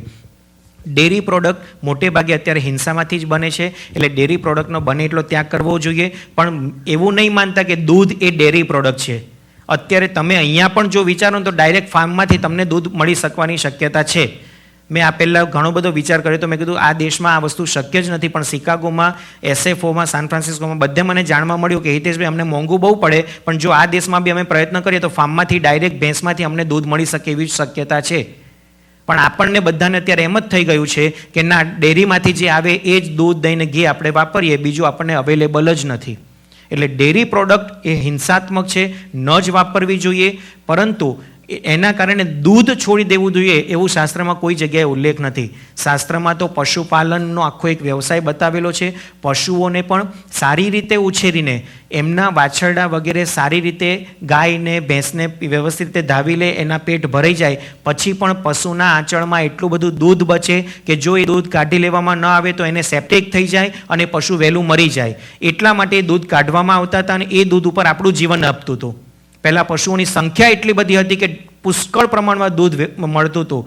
આપણા જે વડીલો છે એ બધાને ખબર હશે, દૂધને વેચવું એ પણ પાપ કહેવાતું હતું. ઘીની નદીઓ વહેતી હતી. ઇનસેન્સ નદીઓ વહેતી હતી એટલે કે નદી તરીકે વહેતી નહોતી, પણ ઘી પણ એટલા છૂટથી મળતું હતું. અને દૂધ અને છાશ એ તો છૂટથી જોઈએ એટલું વગર પૈસે લોકો આપતા હતા. પણ હવે આ બધાની અંદર બિઝનેસ બુદ્ધિ એવી આવી ગઈ છે. બધા રાજકારણીની અંદર એટલું બધું, ઇન્ડિયામાં તો તમે જુઓ ભ્રષ્ટાચાર વગેરે એટલું બધું વધી ગયું છે. આજે ઇન્ડિયામાં શાકભાજી 80-100 રૂપિયા કિલો પહોંચી ગયા, કારણ કે રૂપિયો ડાઉનવર્ડ્સ છે. દૂધ 45-50 રૂપિયા લીટર. હવે ગરીબો બિચારા ખાય શું ને પીવે શું? એટલે કહેવાનો ભાવાર્થ એ છે, જો પશુપાલનનો વ્યવસાય ફરીથી ચાલુ કરવામાં આવે, આ બધા કતલખાના બંધ થઈ જાય તો આજે ને આજે આખી દુનિયાનું સરસ રીતે ઉદ્ધાર થઈ શકે એમ છે. આપણને જે આંકડા આપવામાં આવે છે તદ્દન ખોટા આંકડા છે કે જો માંસાહારી પ્રજા બધી શાકાહારી બની જશે તો અનાજનો એક પણ દાણો ખાવા માટે નહીં બચે. એ તદ્દન જૂઠી વાત છે. જો માંસાહારી પ્રજા બધી શાકાહારી બની જાય ને આ બધા કતલખાના આજે બંધ થઈ જાય તો આજે પણ આ પશુઓ દ્વારા આપણને એટલું દેશી છાણ, દેશી ખાતર મળી શકે એમ છે. એના કારણે ઓર્ગેનિક ફૂડ એટલું બધું સરસ મળે એમ છે કે જેના કારણે તમારી હેલ્થ પણ સારી રહે. આ બધા વડીલો બેઠા છે. મારે પૂછવું છે, આપ ઇન્ડિયામાં જ્યારે હતા, અમારા કરતાં ખૂબ નાની ઉંમરના 15-20 વર્ષના જ્યારે આપ સ્કૂલમાં ભણતા હતા અને જો ગામડામાં તમે રહેતા હોય તો તમે વિચાર કરો ક્યારે ખેતરમાં જઈને તુવેરસિંગના દાણા, ટિંડોરા ડાયરેક્ટ લઈને કાચા ખાધા છે કે નહીં? પણ આજે પેસ્ટિસાઇડ ને હાઇજેનિકના જમાનાની અંદર એ બધાની અંદર ઝેર એટલું બધું આવી ગયું કે એને બરોબર તમે સાફ કરીને, ધોઈને, વ્યવસ્થિત રીતે બાફીને પણ ખાવ છો તો પણ ઝેર પેટમાં જાય છે. જ્યારે એ જમાનામાં આવા કોઈ રાસાયણિક ખાતરની જરૂર જ નહોતી. કેમ? તો કે દેશી ખાતર અવેલેબલ હતા. પશુઓના છાણ મૂત્રમાંથી બધી જમીન પાકી જતી હતી. ફળદ્રુપ એટલી બધી હતી, સરસમાં સરસ પાક રહેતો હતો. અને એ કાચું ને કાચું અનાજ તમે ખાઓ, કાચું ને કાચું શાકભાજી ખાઓ તો એની અંદર મીઠાશ એટલી મળતી હતી. આજે એ મીઠાશ ગઈ. આજે ફ્રૂટમાં પણ મીઠાશ નથી, એમાં પણ ઇન્જેક્શન મારી મારીને એને પકવવામાં આવે છે. એટલે કહેવાનો મારો ભાવાર્થ એ છે કે પશુપાલનનો વ્યવસાય નાશ પામ્યો. ક્યાંક ને ક્યાંક પૈસા ઉત્પન્ન કરવાના બહાને પશુઓને કતલખાને મોકલવામાં આવ્યા અને એ પશુઓ કતલખાને ગયા. હવે ફળદ્રુપતા રહી નહીં જમીનની, તો ફળદ્રુપતા સાચવવા માટે રાસાયણિક ખાતરો ઉત્પન્ન થયા. રાસાયણિક ખાતરો જમીનમાં નાખી જીવજંતુઓ વધ્યા. જીવજંતુ વધ્યા, એને મારવા માટે પેસ્ટિસાઇડ દવાઓ આવી અને એ બધું જ ઝેર જે ભેગું થયું એ બધું આપણા પેટમાં જાય છે. એના કારણે જેવું અન્ન તેવું મન. અત્યારે આપણા બધાના જો વિચારો બદલાયા હોય તો આ અન્નના કારણે. અને એ ખરાબ અન્ન જે પેટમાં જાય છે એના કારણે આપણા વિચારો પણ આપણે સાત્વિક નથી કરી શકતા અને એના કારણે આપણને વિચાર આવે સાલું દૂધ દહીં છોડી દેવા જોઈએ, નહીંતર કેટલા બધા જીવોની આપણા થકી હિંસા થાય. દૂધ દહીં છોડી દઈશો ને તો જેટલા ઢોર બચ્યા છે ને એ પણ કતલખાને વહેલા પહોંચી જશે. એની બદલે નિર્દોષ તમે તપાસ કરો ફાર્મની અંદર ક્યાં દૂધ મળે છે. એ ખેડૂતને પ્રોત્સાહન આપો કે તું ભાઈ વધારે ઢોર પાડ, તારું જેટલું બી દૂધ થશે હું બધું તને વેચાવી દઈશ. પશુપાલન જેટલું વધતું જશે તેટલું આ પૃથ્વી ઉપર આપણને ઓર્ગેનિક ફૂડ વધારે સારા પ્રમાણમાં મળશે. આપણા બધાની હેલ્થ સારી રહેશે, આપણે બધા સારી રીતે જીવન જીવી શકશું. એટલે કહેવાનો મતલબ ડેરી પ્રોડક્ટ છોડવી જોઈએ પણ દૂધ દહીં છોડવાની જરૂરિયાત નથી. જી hello, I got two question. પહેલો ક્વેશ્ચન એ છે કે આપણે 2000 સાગરો પણ ત્રસ્તકાયનું જે ખરું, હાજી, એમાં એવું કંઈ નક્કી છે કે કેટલા મનુષ્ય બહુ હોઈ શકે 2000 સાગર ત્રસ્તકાયના એમાં? અને એ 2000 સાગરો પણ કન્ટિન્યુઅસલી હોય છે કે એકવાર પછી એમાં આવ્યા પછી એકંદરમાં જાય પછી પાછો આવે? ધારો કે મહાસાઈ ભગવાને એક કાળ સુધી આખો એમને 27 ભાવ મળ્યા, એમાં એ 2000 સાગરો પણ ત્રસ્તકાયના એમ જ મળી ગયા એક જ સ્લોટમાં કે? સમજાવું, તમારો પ્રશ્ન હું સમજી ગયો છું. ઓકે. કોઈ પણ ભાવની અંદર ઉત્કૃષ્ટ આયુષ્ય તમે જે બાંધો એ ઉત્કૃષ્ટ આયુષ્યના વધારેમાં વધારે 7 ભાવ થઈ શકે કન્ટિન્યુઅસ. અત્યારે સમજો મનુષ્ય તરીકે આપણે છે, અહીંયા ઉત્કૃષ્ટ આયુષ્ય અત્યારે 120 વર્ષનું છે. અહીંયા કોઈ જીવ 120 વર્ષના ઉત્કૃષ્ટ આયુષ્ય તરીકે ઉત્પન્ન થયો હોય, આના પછીનો બીજો ભાવ જો એને સરસ રહેણી હોય, સરસ એનું જીવન પસાર કર્યું હોય, માનવતાના ધોરણ એના હૃદયમાં જાગૃત હોય, તો આના પછીનો ભાવ પાછો કન્ટિન્યુઅસ એને મનુષ્યનો મળે? તો કે હા મળે. પાછો ત્રીજો ભાવ મળે. 7 ભાવ કન્ટિન્યુઅસ મનુષ્યના થાય, 8મો ભાવ ન મળે. એવી રીતે કોઈ પણ ગતિમાં પૃથ્વીકાય, તો પૃથ્વીકાયમાં જે 22,000 વર્ષનું આયુષ્ય લઈને પૃથ્વીકાયનો જીવ ઉત્પન્ન થયો છે એ 22,000 વર્ષના 7 ભાવ કરી શકે. 8મા ભાવની અંદર પૃથ્વીકાય છોડી એને અપકાયમાં કે તેવકાયમાં જન્મ લેવો પડે, પાછો ત્યાંથી પૃથ્વીકાયમાં આવે, પાછો 7 ભાવ કરે, પાછો 8મા ભાવમાં બીજી કોઈ ગતિમાં જાય, ત્યાંથી પાછો પૃથ્વીકાયમાં આવે, પાછો 7 ભાવ કરે. એવા 2000 સાગરોપમ સુધી પરિભ્રમણ કરે. પરંતુ એકને એક ભાવમાં કન્ટિન્યુઅસ 2000 સાગરોપમ સુધી પરિભ્રમણ કરે નહીં. પણ આ બધા જ જીવો માટે કમ્પલસરી નથી. એ તો જે જીવે મનુષ્ય ભાવમાં માનવતાના ગુણોને જાગૃત કરી અને ખૂબ સુંદર આરાધના કરી અને માનવતા તરીકેનું ફરીથી એનું પુણ્ય બંધાયું હોય અને ફરી એનું આયુષ્ય માણસ્ય તરીકે બંધાય તો જ બીજો ભાવ મનુષ્યનો મળે. બાકી મોટે ભાગે મનુષ્ય કાળ કરી અને દેવગતિ કે તિર્યંજ ગતિમાં જતા હોય છે. એટલે દરેક જીવો 7 ભાવ કન્ટિન્યુઅસ કરે એવું કમ્પલસરી નથી. અને એમાં પણ 84 લાખ યોનિનું પરિભ્રમણ, આપણે 7 લાખની અંદર બધું બોલીએ છીએ, 7 લાખ પૃથ્વીકાય, 7 લાખ અપકાય, 7 લાખ તેવકાય, એ 84 લાખમાં 14 લાખ મનુષ્યની યોનિ છે. બાકીની 70 લાખ યોનિ મનુષ્ય સિવાયની ગતિની છે. તો મનુષ્ય સિવાયની ગતિમાં જે 70 લાખ યોનિ છે એમાં અસંખ્યાતો કાળ પરિભ્રમણ કરીએ, 70 લાખ યોનિમાં 70 લાખ વખત જન્મ મરણ થાય તો પણ એક વખત પણ મનુષ્ય ભાવ ન મળે એવું પણ બની શકે. એટલે નોટ નેસેસરી કે 84 લાખના ચક્કરમાં ફરતા ફરતા એક વખત તો આપણને મનુષ્યપણું મળશે જ, નક્કી નથી. એ 70 લાખમાં પરિભ્રમણ કર્યા જ કરો, 70 લાખ વખત પરિભ્રમણ કરો, પણ જો મનુષ્ય ભાવ તરીકેનું પુણ્ય જાગૃત ન થયું તો મનુષ્ય ભાવ ન મળે. મનુષ્ય ભાવ મળવો પણ બહુ દુર્લભ છે. એના પણ 10 દ્રષ્ટાંતો શાસ્ત્રમાં આપેલા છે કે કયા કયા દ્રષ્ટાંતે દુર્લભ એવો આ મનુષ્ય ભાવ છે. એટલે કહેવાનો ભાવાર્થ એ છે કે આપણે જો મનુષ્ય તરીકે ફરીને જન્મ જોઈતા હોય તો માનવતાના ગુણો જાગૃત કરવા પડે, માનવતાના ગુણો પ્રગટાવવા પડે, તો જ બીજી વાર મનુષ્ય ભાવ મળે. એમ વધુમાં વધુ 7 વખત મળે. 8મી વખત કદાચ દેવગતિ થાય, કદાચ તિર્યંશ ગતિ થાય, પાછા મનુષ્ય તરીકે આવીએ, પાછા 7 ભાવ કરીએ, એવું બની શકે.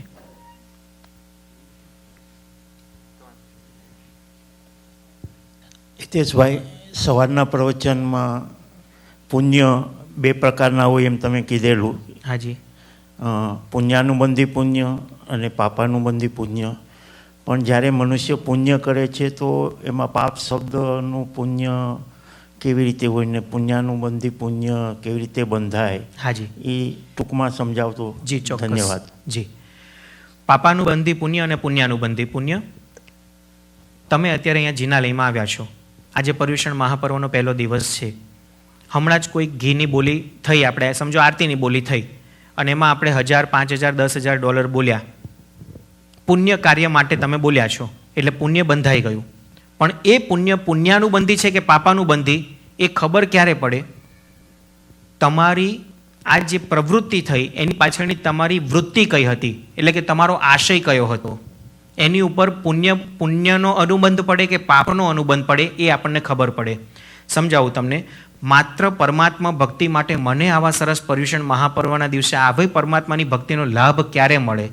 આજે હું આવ્યો છું, મારા નસીબ છે કે હું મારી હાજરીમાં પરમાત્માની આરતીની ઘીની બોલી થાય છે અને મને આવો સરસ પરમાત્માનો લાભ મળે છે. 2-5 હજાર મારા માટે કશું નથી, નથિંગ. હું ઇન્ડિયાથી આવ્યો ત્યારે મારી પાસે કંઈ નહોતું. અત્યારે પરમાત્માની કૃપાથી ઘણું બધું મળ્યું છે. તેરા તુજકો અર્પણ, પરમાત્મા તે આપ્યું છે તને સમર્પિત કરું છું. બસ એવા સરસ ભક્તિના ભાવો જાગૃત થાય અને $2-5 બોલી અને પરમાત્માની ભાવથી આરતી ઉતારતા હોઈએ, આને કહેવાય પુણ્યાનુબંધી પુણ્ય. પરંતુ હવે બીજો વિચાર રજૂ કરું છું. તમે આરતીનો ચડાવો એટલો જ બોલ્યા, $2,000-5,000 સુધી બોલ્યા, પણ ક્યાંક તમારા હૃદયમાં ભાવના એવી છે, બધા વચ્ચે જોયું આપણું નામ આવે કે ભાઈ હું કેટલો બધો આરતીનું ઘી બોલ્યો, હમણાં નામ જાહેર કરશે કે હિતેશભાઈ વિનોદચંદ્ર શાહ એણે આરતીનો લાભ લીધો છે, એટલે બધા વચ્ચે સમાજ વચ્ચે આપણી વાહવાહ થાય, મારું નામ આવે, એવી કોઈક અંદરની જીજીવિષા હોય, તાલાવેલી હોય, અને એના દ્વારા તમે જે લાભ લીધો છે એ લાભ પુણ્યનો છે, પરમાત્માની આરતીનો જ લાભ છે, પણ તમારો આશય, તમારી જે મનની વૃત્તિ છે એ ખોટી છે, એટલા માટે જે અનુબંધ પડે એ પાપનો પડે. એ જ રીતે કોઈ ટીપ થતી હોય અને આવે કે ભાઈ $5,000 આપશે, એનું નામ તકતીમાં લખવામાં આવશે. જો ખરેખર તમારે તકતીમાં જ લાભ લેવાની ભાવના હોય તો એ તમારું જે પુણ્ય છે એ પાપાનુબંધી પુણ્ય થાય. અને એની બદલે તમે 4,999 અર્પણ કરો સંઘને કે મારે તકતીમાં નામ જોઈતું નથી, તો એ તમારું પુણ્યાનુબંધી પુણ્ય ઉપાર્જન થાય. બરાબર છે? ચાલો, બીજો કોઈ પ્રશ્ન? મારે એક ક્વેશ્ચન છે કે મેં એવું સાંભળ્યું છે કે જ્યારે જીવ બીજામાં જ્યારે બીજી યોનિમાં જન્મ લે છે તો ત્યારે આમાંથી બીજી જ્યારે યોનિમાં એ ચકાસે છે કે હું કઈ જગ્યાએ જાઉં છું. તો પહેલી વાત તો એ શા માટે ચકાસે છે? એવું પણ સાંભળ્યું છે કે ઘણી વખત જે ચકાસીને આવે છે ત્યારે ઘણી વખત ઘણા જીવો પાછા આવી પણ નથી શકતા, અટવાઈ પણ જાય છે. આ જે માન્યતા છે એ આપણા જૈન ધર્મ પ્રમાણેની માન્યતા નથી. ક્યાંક કોઈક બીજા ગ્રંથોમાં, બીજા ગુરુ ભગવંતો દ્વારા તમે આ બધું સાંભળ્યું હોય, બાકી જૈન ધર્મની માન્યતા પ્રમાણે કોઈ પણ જીવને એવો કોઈ ચકાસવાનો અધિકાર નથી, એવી કોઈ ચકાસવાની એની પાસે શક્તિ નથી. તમે જ્યારે તમારું આ જીવન પસાર કરતા હોવ છો ત્યારે મોટે ભાગે તમારા મનની અંદર કયા અધ્યવસાયો ચાલતા હોય છે. વિચાર એક વસ્તુ અલગ છે ને અધ્યવસાય એક વસ્તુ અલગ છે. વિચાર એ ફિઝિકલી મોટા મનથી જે તમે વિચારો એને વિચાર કહેવાય, અને અનકોન્શિયસ માઇન્ડની અંદર 2 માઇન્ડ છે, કોન્શિયસ અને અનકોન્શિયસ. અનકોન્શિયસ માઇન્ડમાં જે રમતું હોય એને અધ્યવસાય કહેવાય. અત્યારે હું પ્રવચન આપી રહ્યો છું એટલે મારા કોન્શિયસ માઇન્ડની અંદર વિચારો સારા ચાલે છે, પણ મારા અનકોન્શિયસ માઇન્ડમાં મને મારા પરિવાર પ્રત્યે આકર્ષણ હોય, મને મારા પાઠશાળા પ્રત્યે આકર્ષણ હોય, મારા કોઈક સંસારિક સુખો પ્રત્યે આકર્ષણ હોય, તો મારા વિચારો સારા ચાલતા હોવા છતાં મારા અધ્યવસાય ખરાબ છે એમ કહેવાય. અને જો મને અત્યારે આયુષ્યનો બંધ પડે, મને અત્યારે મનમાં એવો વિચાર ચાલતો હોય, ભલે હું આટલું સારું બોલું છું પણ હું બધા વચ્ચે કેવું સરસ બધાને સમજાવું છું, મારા કોલર અંદરથી ઊંચા થઈ જતા હોય, અને જો મને અત્યારે આયુષ્યનો બંધ પડે તો તિર્યંશ ગતિનો આયુષ્યનો બંધ પડી જાય. એટલે આપણને એવો કોઈ અધિકાર નથી કે હું બીજે ગતિમાં જવા માટે એને ચકાસી લઉં કે મારે કઈ ગતિમાં જવું છે. ના, તમે જે વખતે જેવા અધ્યવસાય ચાલે છે ને તે વખતે જો આયુષ્યનો બંધ પડ્યો તો જેવા અધ્યવસાય છે એવો જ આયુષ્ય તે જ વખતે બંધાઈ જાય. પછી તમે ગમે એટલા ધમ પછડા કરો એ ગતિમાંથી તમે છૂટી શકો નહીં. તમારે કમ્પલસરી ત્યાં જન્મ લેવો જ પડે. હા, પછી ત્યાં તમારા કર્મ હલકા થાય ને ફરી પાછા તમે સારી ગતિમાં આવો એવું બની શકે, પણ તમે આ ચોઇસેબલ નથી કે 4 ગતિમાંથી મારે ક્યાં જન્મ લેવો ને કઈ જગ્યાએ ઉત્પન્ન થવું. આ વસ્તુ ચોઇસેબલ નથી.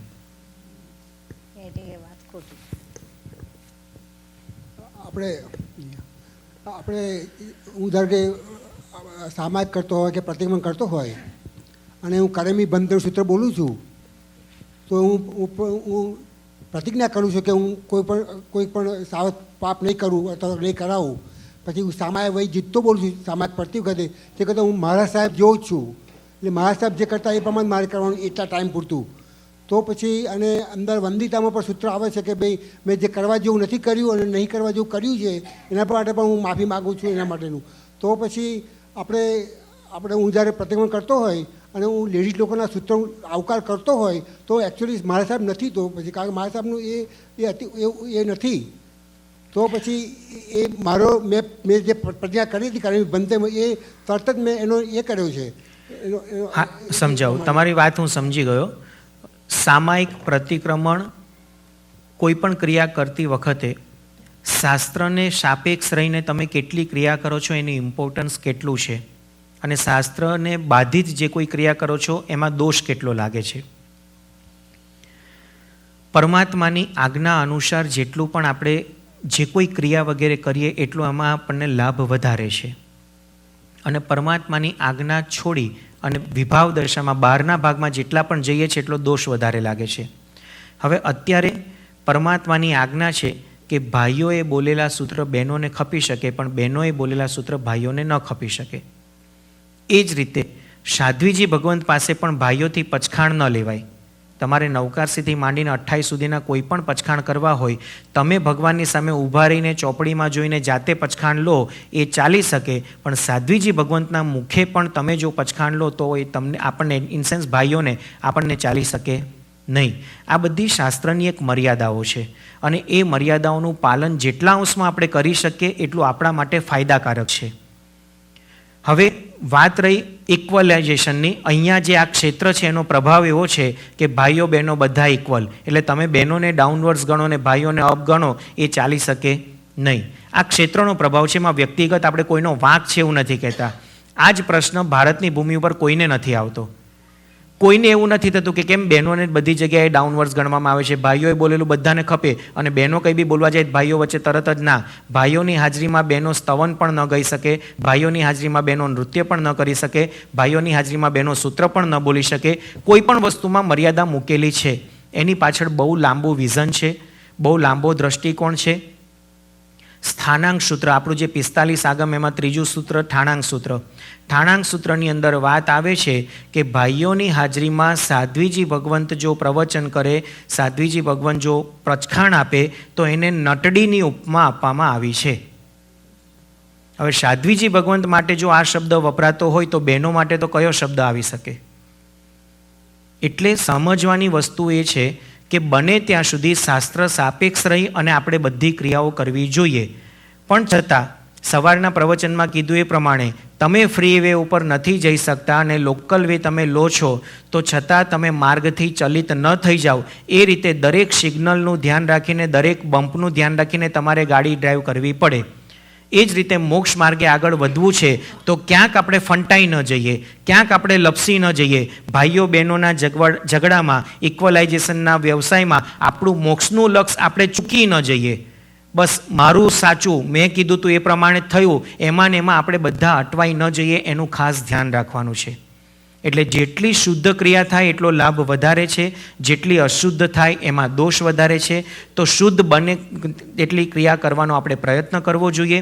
છતાં આપણી એવી ક્રિયા કરવા દ્વારા સંઘનું વાતાવરણ ડોળાઈ ન જાય, સમાજનું વાતાવરણ ડિસ્ટર્બ ન થાય એનું પણ આપણે ધ્યાન રાખવું જોઈએ. અને એ રીતે બહેનોએ જ આ વસ્તુ સમજી અને એટલી છૂટ ભાઈઓને આપવી જોઈએ કે ના, જ્યારે સામૂહિક આવી કોઈ બી ક્રિયા થશે ત્યારે ભાઈઓનું અમે એક્સેપ્ટ કરશું, અમે કોઈ પણ જગ્યાએ આગળ આવવા પ્રયત્ન નહીં કરીએ. એટલું જો બહેનો સમજી જાય તો આ પ્રશ્ન ઊભો ન થાય. પણ ક્યાંક અણસમજ છે, અજ્ઞાનતા છે, અને હું પદ જ્યાં આગળ આવે છે ને ત્યાં જ આ બધા પ્રોબ્લેમ થાય છે. ઇંગ્લિશમાં પણ કહેવત છે, આઈ ઇઝ ઓલવેઝ કેપિટલ. વાક્યની શરૂઆતમાં હોય, વાક્યની વચ્ચે હોય કે વાક્યના અંતે હોય, કોઈ પણ સેન્ટેન્સમાં કોઈ પણ જગ્યાએ આઈ લખેલો હોય તો ઓલવેઝ કેપિટલ. એ જ વસ્તુ બતાડે છે કે અહંકાર, આપણા બધાનો ઈગો એટલો બધો હર્ટ થાય છે અને એના કારણે આ બધા પ્રોબ્લેમ ઊભા થાય છે. એ જો અહંકાર આપણો તૂટી જાય, એ અહંકાર આપણો છૂટી જાય અને સરળતા આવી જાય તો કોઈ પ્રશ્ન ઊભા થવાની શક્યતા જ નથી. એટલે આ વસ્તુની સમજણ સંઘના દરેક ભાઈ બહેનો કેળવે. કોઈ નીચા છે, કોઈ ઊંચા છે, આમાં એવો કોઈ કહેવાનો ભાવાર્થ નથી. ભગવાન મહાવીર દેવના શાસનમાં મને આ બધા કાગળ આપવામાં આવ્યા છે, એમાં ઘણા બધા પ્રશ્ન છે, લગભગ 50 પ્રશ્ન છે. એમાં એક પ્રશ્ન એવો પણ છે કે ભગવાન મહાવીરના શાસનમાં શું સ્ત્રીઓએ કોઈ આરાધના નહીં કરવાની, સ્ત્રીઓ મોક્ષે જ ન જઈ શકે? કોણે કીધું સ્ત્રી મોક્ષે ન જાય? ભગવાન મહાવીરના 14,000 સાધુઓ, 36,000 સાધ્વીજી ભગવંતો, 50,000 હતા. એમાંથી કેટલા મોક્ષે ગયા છે ખબર છે? 700 સાધુ મોક્ષે ગયા અને 1400 સાધ્વીજી ભગવંત મોક્ષે ગયા છે. આપણને આ ખબર નથી ને એટલે આપણે એવું બોલીએ છીએ કે સ્ત્રીઓને મોક્ષે જવાનો અધિકાર નથી. ભગવાન મહાવીરના શાસનમાં સાધુ ભગવંત કરતાં સાધ્વીજી ભગવંત વધારે મોક્ષે ગયા છે. ચંદનબાળા મૃગાવતીનું દ્રષ્ટાંત આપણી સામે છે કે મૃગાવતીજીને રાત્રે કેવળ જ્ઞાન થયું, ચંદનબાળા એમને ખમાવતા ખમાવતા એમને કેવળ જ્ઞાન થયું. તો જે આત્મા કેવળ જ્ઞાન પામે તે જ ભવમાં એનો મોક્ષ નિશ્ચિત હોય. તો પછી આ પ્રશ્ન જ આવે ક્યાંથી કે સ્ત્રીઓને મોક્ષે જવાનો અધિકાર છે કે નહીં? હા, પણ સ્ત્રી તરીકેનું જે જીવન મળ્યું છે એની એક અમુક મર્યાદા છે. પુરુષોની અંદર સાહસિકતા, નિડરતા, આ બધા ગુણો છે. તો સ્ત્રીઓની અંદર લજ્જાપણું, લાગણીપણું, કોમળતા, નમ્રતા, આ બધા ગુણો છે. અને એ ગુણોની તરતમતાના કારણે અમુક ક્રિયાઓ ભાઈઓ કરી શકે, અમુક ક્રિયાઓ બહેનો કરી શકે. ભાઈઓની ક્રિયા બહેનો ન કરે, બહેનોની ક્રિયા ભાઈઓ ન કરે. આ એક મર્યાદા મૂકેલી છે. પણ ધેટ મીન્સ એવું નથી કે ભાઈ એના દ્વારા તમારા મોક્ષના દરવાજા બંધ થઈ ગયા, તમે મોક્ષલક્ષી આરાધના ન કરી શકો. આગમ ભણવાનો અધિકાર સાધ્વીજી ભગવાનને નથી, સાધુ ભગવાનને છે. છતાં આગમ ભણેલા સાધુ ભગવંતો મોક્ષે કદાચ ન પહોંચે, આગમ ભણ્યા વગર સાધ્વીજી ભગવંતો મોક્ષે પહોંચી જાય. કેવી રીતે બની શકે? અને જે સાધ્વીજી ભગવંતોએ કેવળ જ્ઞાન મેળવ્યું, આજે ચંદન બાળા મૃગાવતી જેટલા પણ સાધ્વીજી ભગવંતો કેવળ જ્ઞાન મળ્યું, એ કેવળ જ્ઞાન પ્રાપ્ત થઈ ગયા પછી હવે તો ભગવાન જેટલું જ્ઞાન એની અંદર આવી ગયું. એ પણ પોતે જ્યારે બહેનોને દેશના આપતા હોય ત્યારે એક પણ સાધ્વીજી ભગવંતે એવું નથી કીધું કે બહેનોએ આગમ ભણવા જોઈએ. એમણે પણ નિષેધ જ કર્યો છે. એઝ અ લેડીઝ એ તો પોતે કહી શકતા હતા ને કે ચાલો હું સાધ્વી થઈને કેવળ જ્ઞાન પ્રાપ્ત મેં કરી લીધું, તો હવે હું તમને આગમ ગ્રંથોનો અભ્યાસ કરાવું, તમે આગમ ગ્રંથો શીખો. ના, એમણે પણ આ પોતાના કેવળ જ્ઞાન દ્વારા એ જ જોયું કે આગમ બહેનો ભણે એ એમના માટે યોગ્ય નથી. એની બદલે પોતે પોતાની આત્મસાધનામાં આગળ વધે, કેવળ જ્ઞાન મેળવી લે અને મોક્ષે પહોંચી જાય. એટલે આ બધી મર્યાદાઓ શાસ્ત્રમાં એક જન્મજાત જે ભેદ છે સ્ત્રી અને પુરુષ તરીકેનો, અને એના જે ગુણો છે જન્મજાત, એના માટે આ બધા ભેદભાવ રાખેલા છે. એનો મતલબ એવો નથી કે બહેનોને નીચા પાડીએ છીએ, ભાઈઓ ઊંચા છે, એવું કંઈ જ નથી. બંનેને ઇક્વલ વેલ્યુ આપેલી છે. ભગવાન મહાવીરે અંબર શ્રાવક દ્વારા કોને ધર્મલાભ કેવડાયા હતા ખબર છે? કેમ રાજગૃહી નગરમાં એમના કોઈ ભક્તો જ નહોતા? બીજા શ્રેણિક રાજા નહોતો, શાલીભદ્ર નહોતા, કેટલા બધા ભગવાનના ભક્તો હતા. કેમ ભગવાને બધાને છોડીને સુલસા શ્રાવિકાને ધર્મલાભ કેવડાવ્યા? જો એમના માટે બહેનો નીચલી કક્ષામાં જ હોત, જો એમના માટે બહેનોની કોઈ વેલ્યુ ન હોત તો ભગવાન સુલસાને ધર્મલાભ ન કેવડાવત.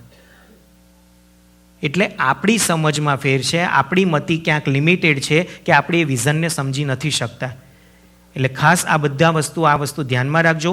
તમારું માઇન્ડ એકદમ બ્રોડ માઇન્ડ રાખો, ઓપન માઇન્ડ રાખો. અને શાસ્ત્રની જે મર્યાદા મૂકી છે એની પાછળ બહુ મોટા કારણો છે.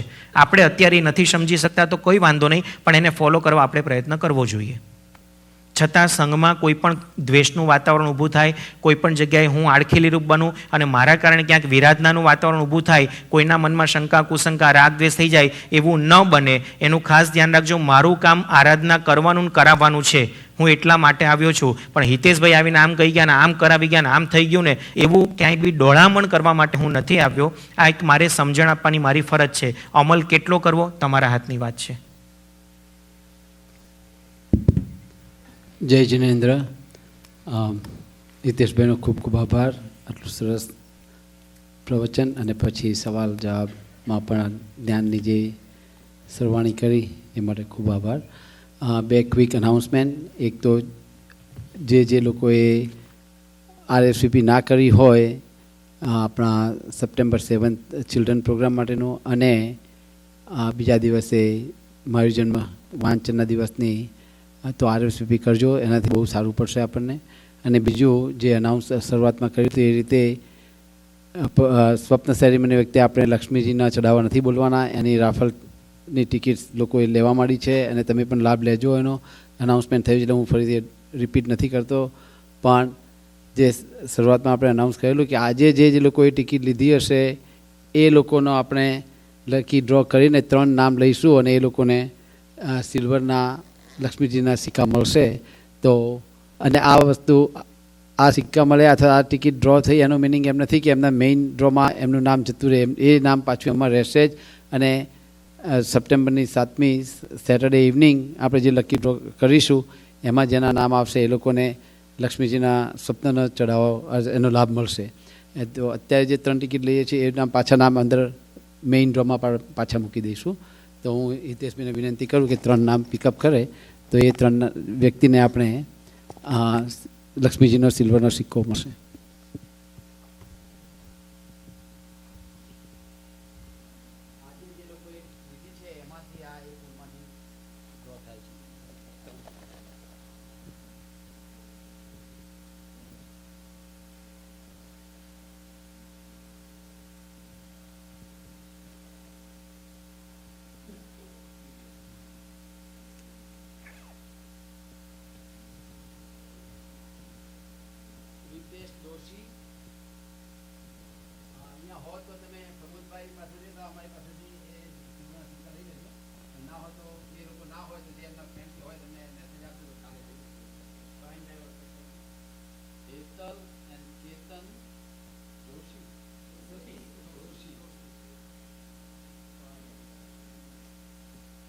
અનુમોદના.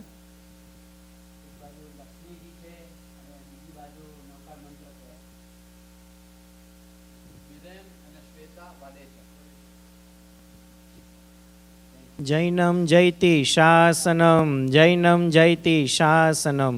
બોલો જીને શાસન દેવ કી જય.